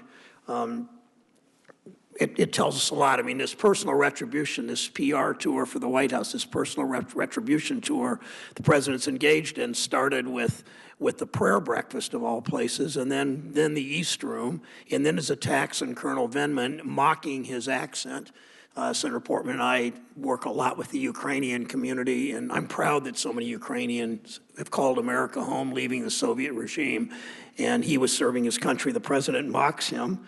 It's the unannounced, the surprise, unexplained withdrawal of Jesse Liu, and I would hope you would give an explanation that's the one that, the counter to the one that everyone assumes, and that is that the president she's part of the president's personal retribution tour. So I'm hopeful that at either this hearing or later, you will help us and tell us the real reason.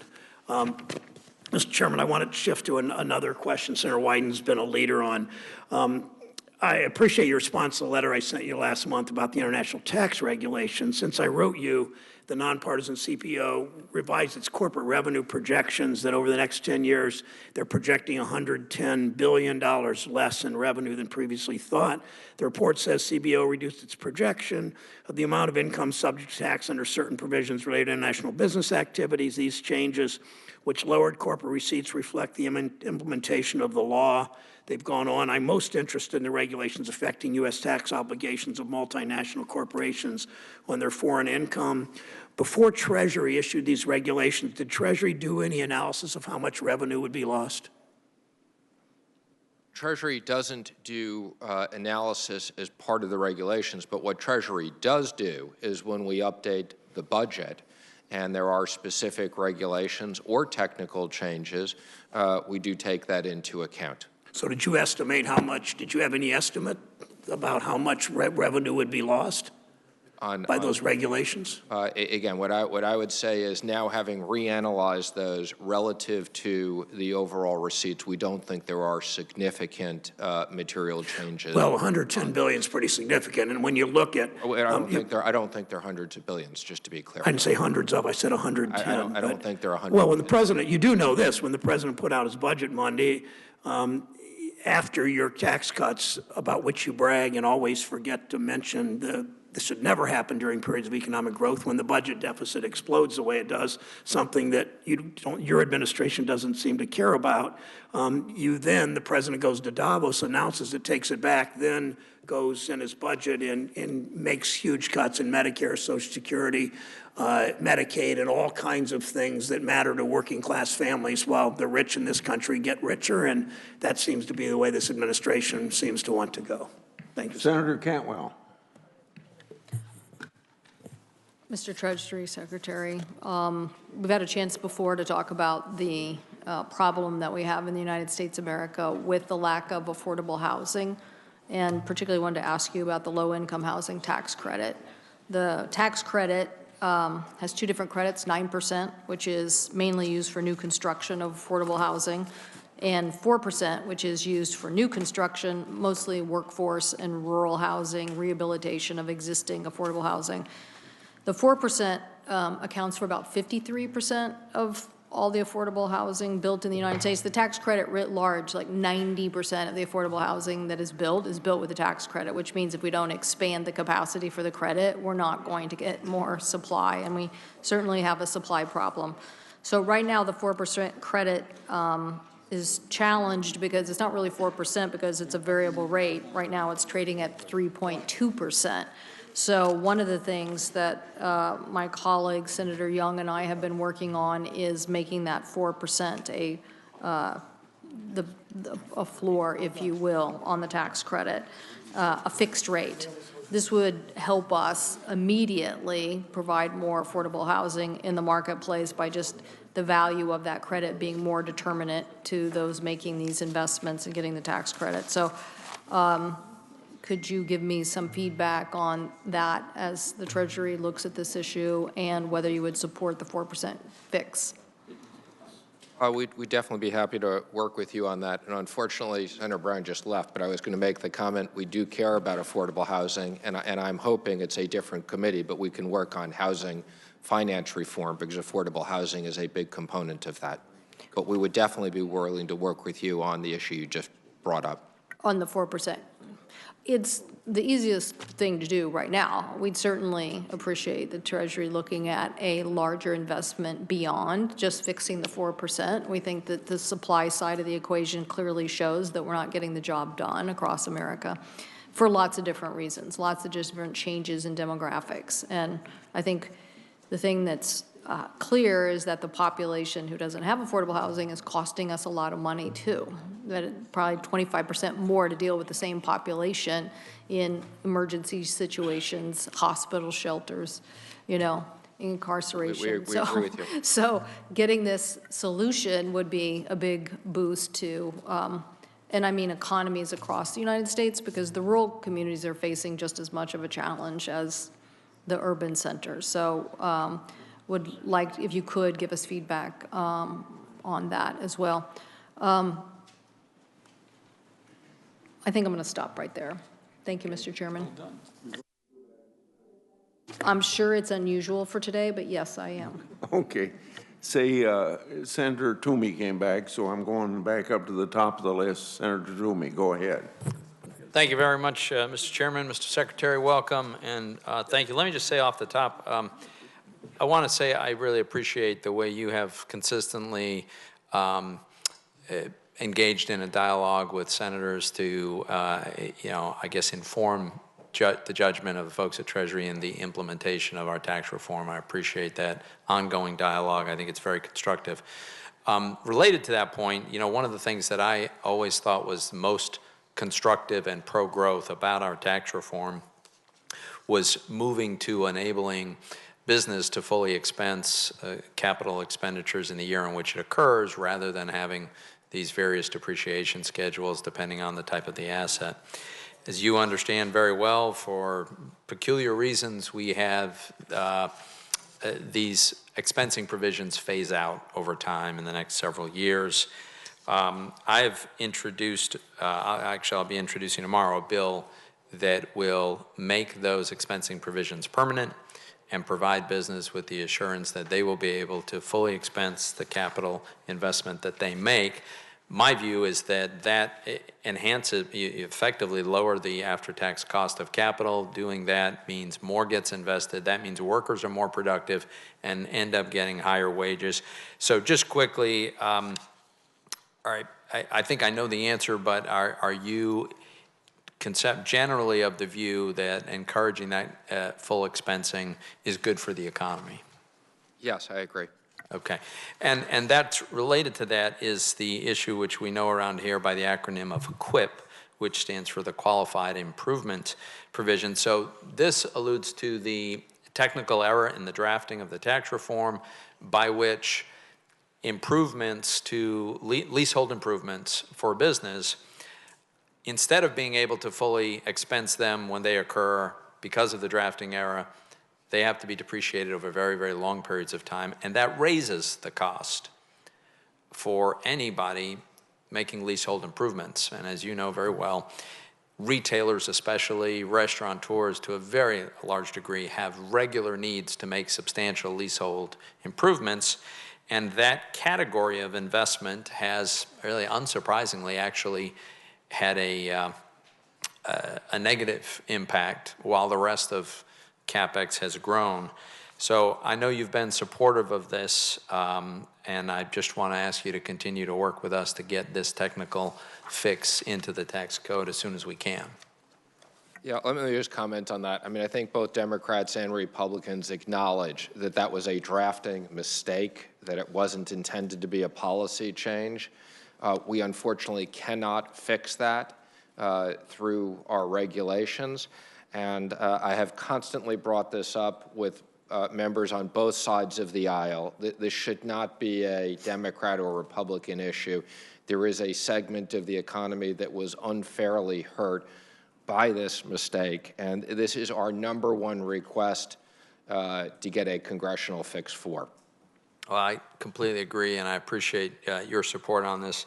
And then finally, I wonder if you could just, and I apologize if you've already covered this, but if you haven't, I'd love to get an update on where we are with the OECD in the talks about tax policy, and specifically I'm very concerned about the digital services tax that some European countries are attempting to impose as a practical matter on American companies. I want to commend you for your work in helping to reach what looks to me like kind of a truce for now. The French have agreed not to impose these taxes on us. We have agreed not to impose tariffs on their products. I'm hoping that that gives us a moment to negotiate an agreement, but I also think it's best if it's done with respect to the entire OECD rather than on a strictly bilateral basis. Anything you can share with us on the status of those discussions? So I think, as you know, these international tax issues are probably the most complex issues there are, but the President has been very clear that we think that the digital service tax is a unfair attack on U.S. companies and discriminates. And he's been personally involved in this with discussions with President Macron and others. As a result of his involvement, we have reached what I call a truce with France, where they will not be collecting this year while we continue at the OECD. The good news is that the UK also will not be collecting it this year. And I think all these countries have agreed if we have an OECD solution, they will replace the DST with the OECD solution. So we are actively working on that, and that is a priority for us for the balance of this year. Great. Thank you very much. Thank you, Senator Mr. Chairman. Whitehouse. Thank you, Mr. Mnuchin. Let me add to the bipartisan chorus of urging you to get 45Q done. It has taken 2 years, which I think is inexcusable. Somebody has done a rather poor job of quarterbacking that within your organization, but I'm glad you say it will be done in a few weeks. Please. Did you hear us? It will, I assure you, and there's no excuse for why it's taken as long as it has. So Thank you. I assure you it will be done. So on another issue where we agree is incorporation transparency and the problem of the shell corporations that bedevil so many American interests. At the moment, we probably have 2 Republican votes for the judiciary version of the incorporation transparency bill, and I don't know that we have any on the banking committee. So your people and your administration needs to make a bigger effort politically to emphasize the national security and economic security prerogatives behind your support of the incorporation transparency legislation, because at the moment it is jammed up. I think it is jammed up because there are a lot of slippery interests that make a lot of money off of this rather creepy shell corporation, international crookedness, kleptocracy economy. And they are working through lobby groups to try to jam this up. I hope you agree with me that they ought not to succeed. But I want you to know that they are going to succeed unless this administration makes it quite clear that this is a bill that the President really wants to pass, that this is important to our national and financial security. So I offer you that heads up, and I hope you act on it. I have been in contact with the Banking Committee about a set of economic warnings that are out there, and I'll give you a copy of the letter that I wrote to Chairman Crapo and Ranking Member Brown. But I want to take a minute and read you some parts of it. It was prefigured by a December letter that I wrote based off the warnings about a coastal property values crash that have come from a number of sources, but in particular Freddie Mac, which is a fairly credible source for a warning like that, and of a carbon asset bubble crash led primarily by the Bank of England. As you know, they've been at this for quite some time. There are now over 30 sovereign and central banks echoing those warnings. So between December 2nd, when I sent the first letter, and February 6th, when I sent this one, the Bank for International Settlements came out with a very significant warning that these physical and transition risks associated with climate change would affect the stability of the financial sector,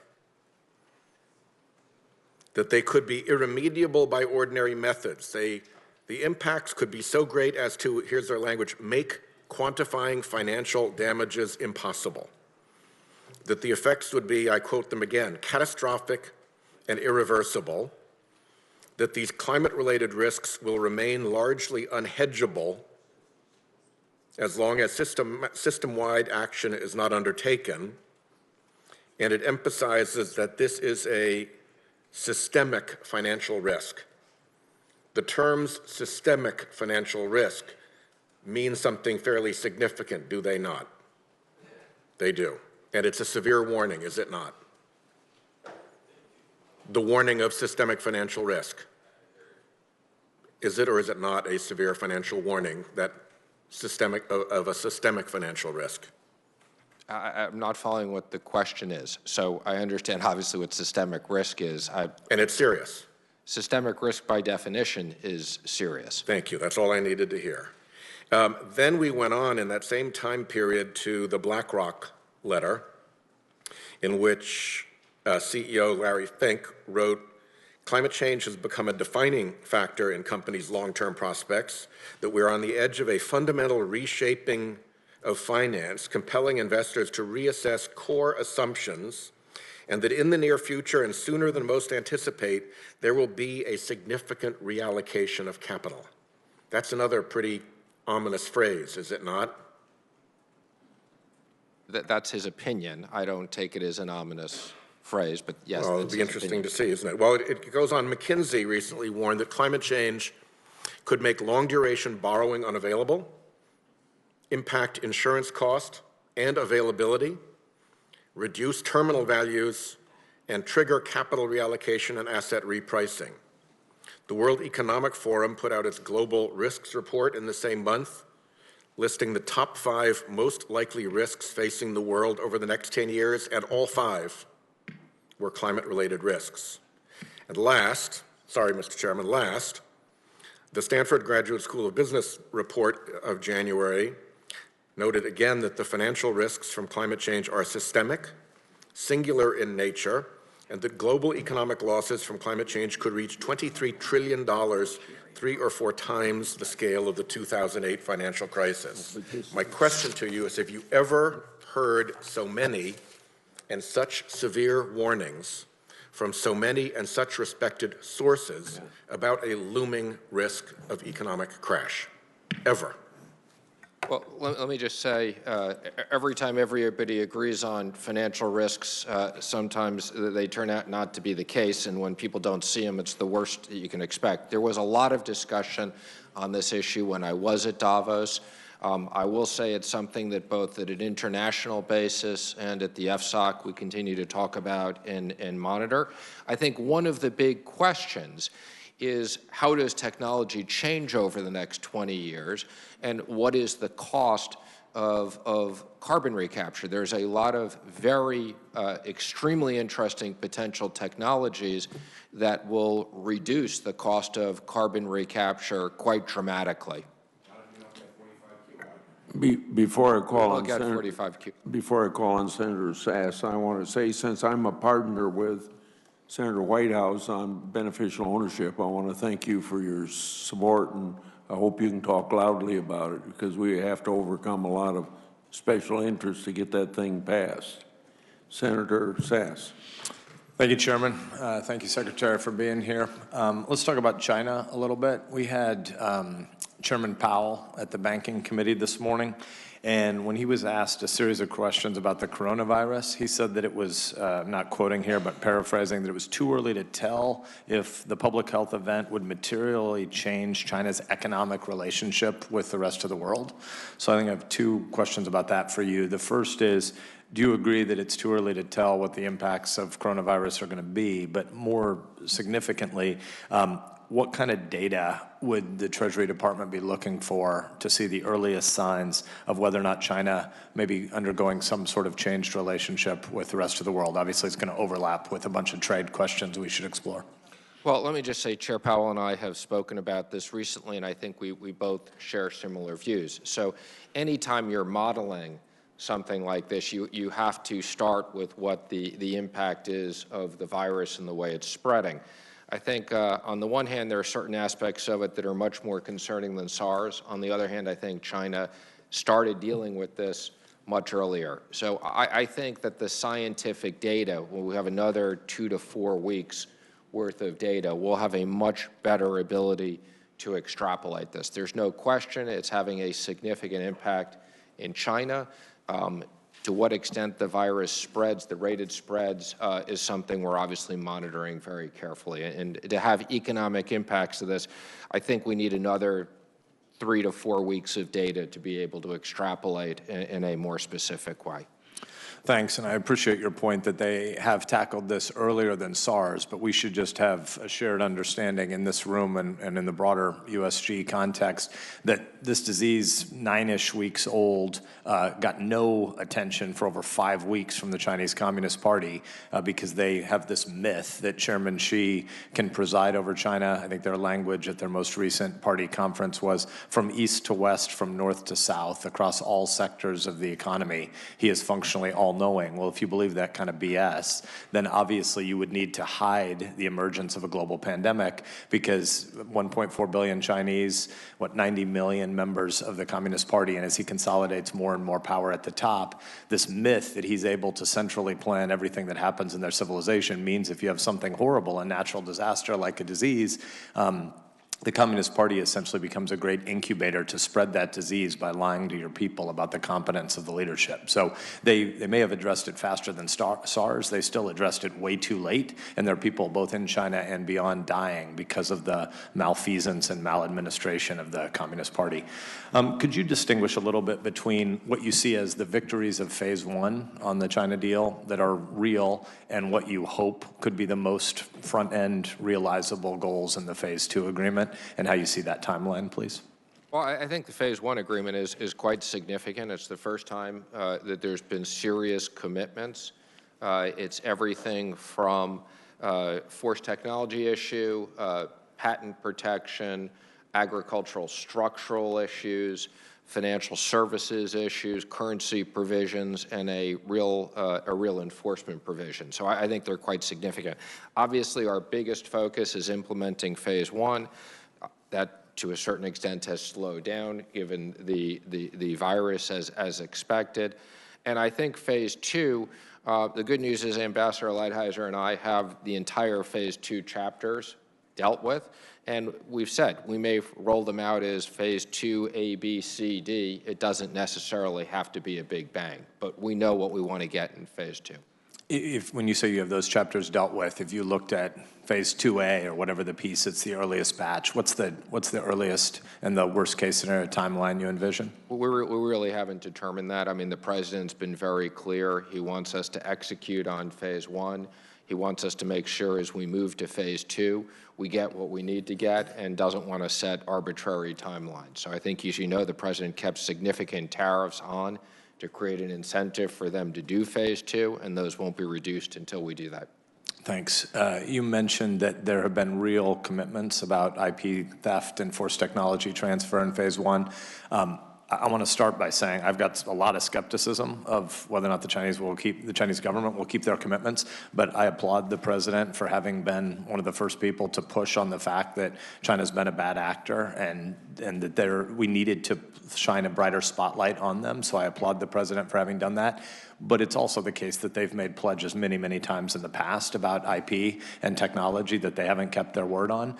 Have you seen personally any evidence of things like Chinese ownership for past wrongdoing? So the Equifax indictments that were announced by the Department of Justice and the Attorney General this week, really great stuff, that more than 1/3 of America, great news that they're being indicted. The event is itself horrific, but the 2017 hack of Equifax that led to the personally identifiable financial information of more than 1/3 of Americans being stolen, great that the Attorney General and the Justice Department are focused on that, but in any of your dealings with them, as you have these conversations about getting honest and getting real about IP and intellectual property more broadly in the future, do they ever own any of their past wrongdoing?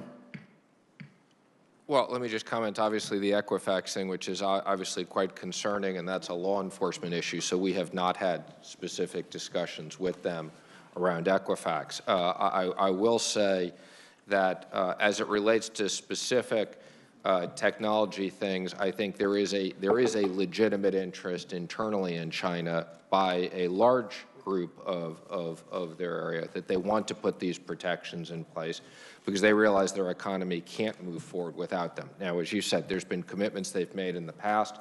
that they haven't honored. The difference here is this agreement has real enforcement provisions built into it. So we hope that I'm at the kids' table, and I recognize you see me as the most junior member, basically behind your shoulder here. I don't want to upset the chairman when his gavel. You aren't so junior. You get the same 5 minutes everybody else gets. Oh, that's a good way of pointing out to me that the clock is ticking 6.5 minutes. I'll follow up with you separately about some other IP issues. Senator Young.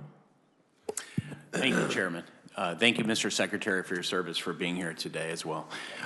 Since tax reform, our economy has absolutely been roaring. It's really been encouraging. We've been able to sustain, along with regulatory reform and implementation of USMCA forthcoming, the longest period of economic expansion in American history. And I know folks back home in my state are really enjoying the fruits of our prosperity. Since tax reform, real disposable personal income per average household in the state of Indiana has risen around $6,000.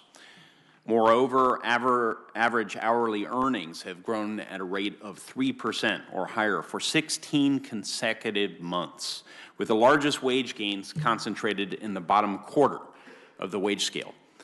So that's something I'll continue to tout, and I commend you and your department for your hard work to help affect this change.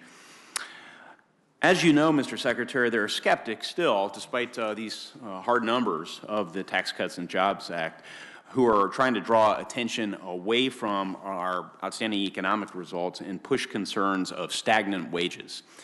And I just want to give you an opportunity to sort of respond to this narrative we hear out there and elaborate on how changes in investment behavior matter for ordinary Americans like those I just described. Well, thank you. I think there's no question. We think that the tax cuts are having a real impact on the economy and a real impact on wages, as you've pointed out, and that the average American is seeing real economic gains. That about says it. Well, thank you. And as you continue to implement the Tax Cuts and Jobs Act, I stand ready, this committee stands ready to help you, and also to help our taxpayers navigate the new changes, make sure that businesses and individuals alike have the necessary guidance. So I'd like to turn to a distinct topic, but a really important one, and it's the emergence of cryptocurrency and the challenges that creates for the United States government in various ways. So these technological advancements in the increasing interconnectedness of our world financial institutions is addressed in the President's budget. In fact, he proposes to move the Secret Service back to Treasury to create new efficiencies, and recently the IRS has increased enforcement and released additional guidance related to crypto. Proponents of crypto believe it can benefit the everyday consumer by lowering transaction costs for online purchases and increasing protection from identity theft and breaking down various financial barriers. How does your department, Mr. Secretary, plan to respond to this rapidly evolving technology of cryptocurrency and other digital assets? Well, thank you, and as you've commented, we're very supportive of bringing the Secret Service back home to the Treasury where it started and the efficiencies of having it together. We're spending a lot of time on the issue of cryptocurrencies and digital payment systems. It's a crucial area, and there's a lot of different things that get grouped together into this one area, so let me just be brief. But on pure cryptocurrencies like Bitcoin, and there are others, we want to make sure that these are not used as the equivalent of secret bank accounts. So we are working with FinCEN, and we will be rolling out new regulations to be very clear on greater transparency so that law enforcement can see where the money is going and that this isn't used for money laundering. There is another component of the market which people refer to as stable coins, where we do think technology can be used to reduce payment processing quite considerably, particularly for small dollar payments cross-border. And then there's a third component that people are looking at, which is central bank digital issued currency. That is something that Chair Powell and I do not think the U.S. needs to consider now, but could consider again down the road. You preempted my follow-up question there as it relates to central bankers, there's a concern that they could use these virtual currencies to operate outside of the current international financial system, right? Okay. Well, as the department stands ready to begin working on that, I look forward to engaging with you on that issue. So thank you so much. I yield back my 5 seconds.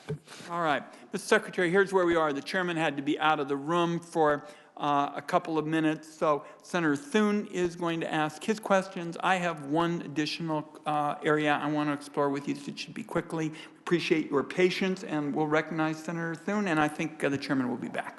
Thank you, Mr. Chairman, and thank you, Secretary Mnuchin, for being here today. As has already been pointed out, in the 2 years since tax reform has passed, we've seen and continue to see the benefits of that. And last week's jobs number was great, another 225,000 jobs created.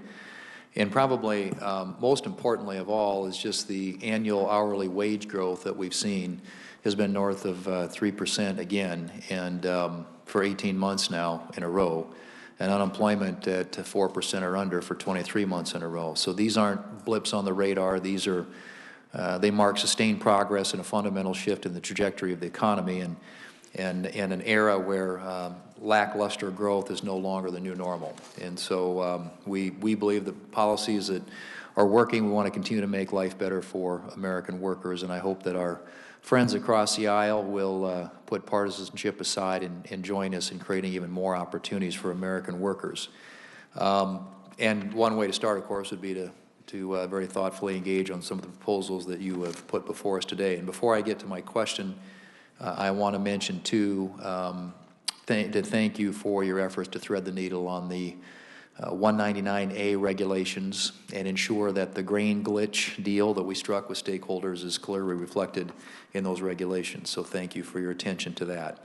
The President's fiscal 2021 budget once again seeks to improve clarity in worker classification, an issue of particularly importance in today's gig economy. And as you know, I've introduced legislation that would help develop clarity surrounding the tax treatment of this new generation of workers, and the administration's proposal includes many elements of this legislation. The bill, the New Economy Works to Guarantee Independence and Growth, or the new GIG Act, addresses the classification of workers, independent contractors versus employees, and creates a worker safe harbor based on a set of objective tests. The new GIG Act also modernizes information reporting requirements and provides for voluntary withholding by independent contractors. Mr. Secretary, do you agree that one way we can address the tax gap is by updating our tax reporting laws to ensure that the IRS has the information it needs to enforce our tax laws while also respecting the traditional distinction between employees and independent contractors? So just as a follow-up to that, how important is it in your mind that Congress modernize the tax code to respond to the changing nature of our economy and the evolving nature of how goods and services are increasingly provided? We look forward to working with you. We think it's a significant issue. Good. Okay. We hope so. We'd like to see this this change get made and get enacted. In the post-Wayfair world, there remains a potential for discriminatory and duplicative taxes on digital goods and services, such as in online downloads of music and cloud computing services.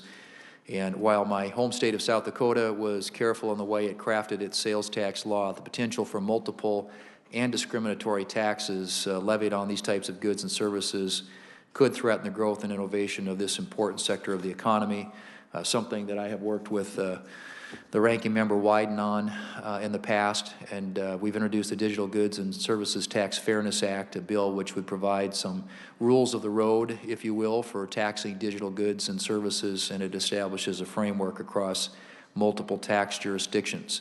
Ms. Secretary, do you agree that more certainty on these and other interstate commerce issues is needed after the Wayfair decision? We look forward to working with you on that as well. Well, we're going to give you that opportunity. We're going to have a hearing on that real soon in the Commerce Committee. Last thing I'll say is we appreciate the work that you did last year to implement changes to Treasury guidance for high deductible plans used with HSAs. The inclusion of chronic disease management as preventive care is an important step in helping patients with conditions like diabetes or asthma better manage their health, and I look forward to continuing to work with you on that. And we have one other issue that is related to that. I have a bill called the FIT Act, and it would allow HSA dollars to be used toward expenses related to physical activity. And I think that's something that's on the preventive side that we can do that would really help bend the curve when it comes to reducing healthcare costs. And I would just simply ask you in response, would you commit to working with me and my staff on ways that we can address that issue through legislation or through further administrative fixes? We will, thank you. Great. That was easy. Got all my questions answered. Mr. Chairman, I yield back. Thank you, Senator Thune. One additional area, Mr. Secretary. Senator Menendez and I both asked you about whether the Treasury Department was being tough enough on sanctions violators. And Senator Menendez asked if sanctions decisions would be free from political considerations, and you simply said no. Now, President Trump has one of his Trump Towers in Istanbul, and senior Hulk Bank officials have offices there. In a letter that your office sent to me in November, and I'm going to put that into the record now, you said that when President Erdogan asked Trump to go easy on Turkey, President Trump referred Erdogan's request to you. So my question to you is, did President Trump ask you to intervene and assist with Turkey's sanctions violations? So I want to just clarify one thing on the first part. When the question was asked about political, I was using the word political and policy interchangeable. So I just want to be clear in my response. I was not differentiating, and perhaps policy was the right response and not political. As it relates to, and again, I want to be careful about how I respond to this, because this is subject to ongoing law enforcement with both OFAC and with the Department of Justice. The reason why the President referred Hulk Bank to me and to DOJ was because there were ongoing issues, and the portion of the OFAC fell under my responsibility. That was the reason why it was referred to me.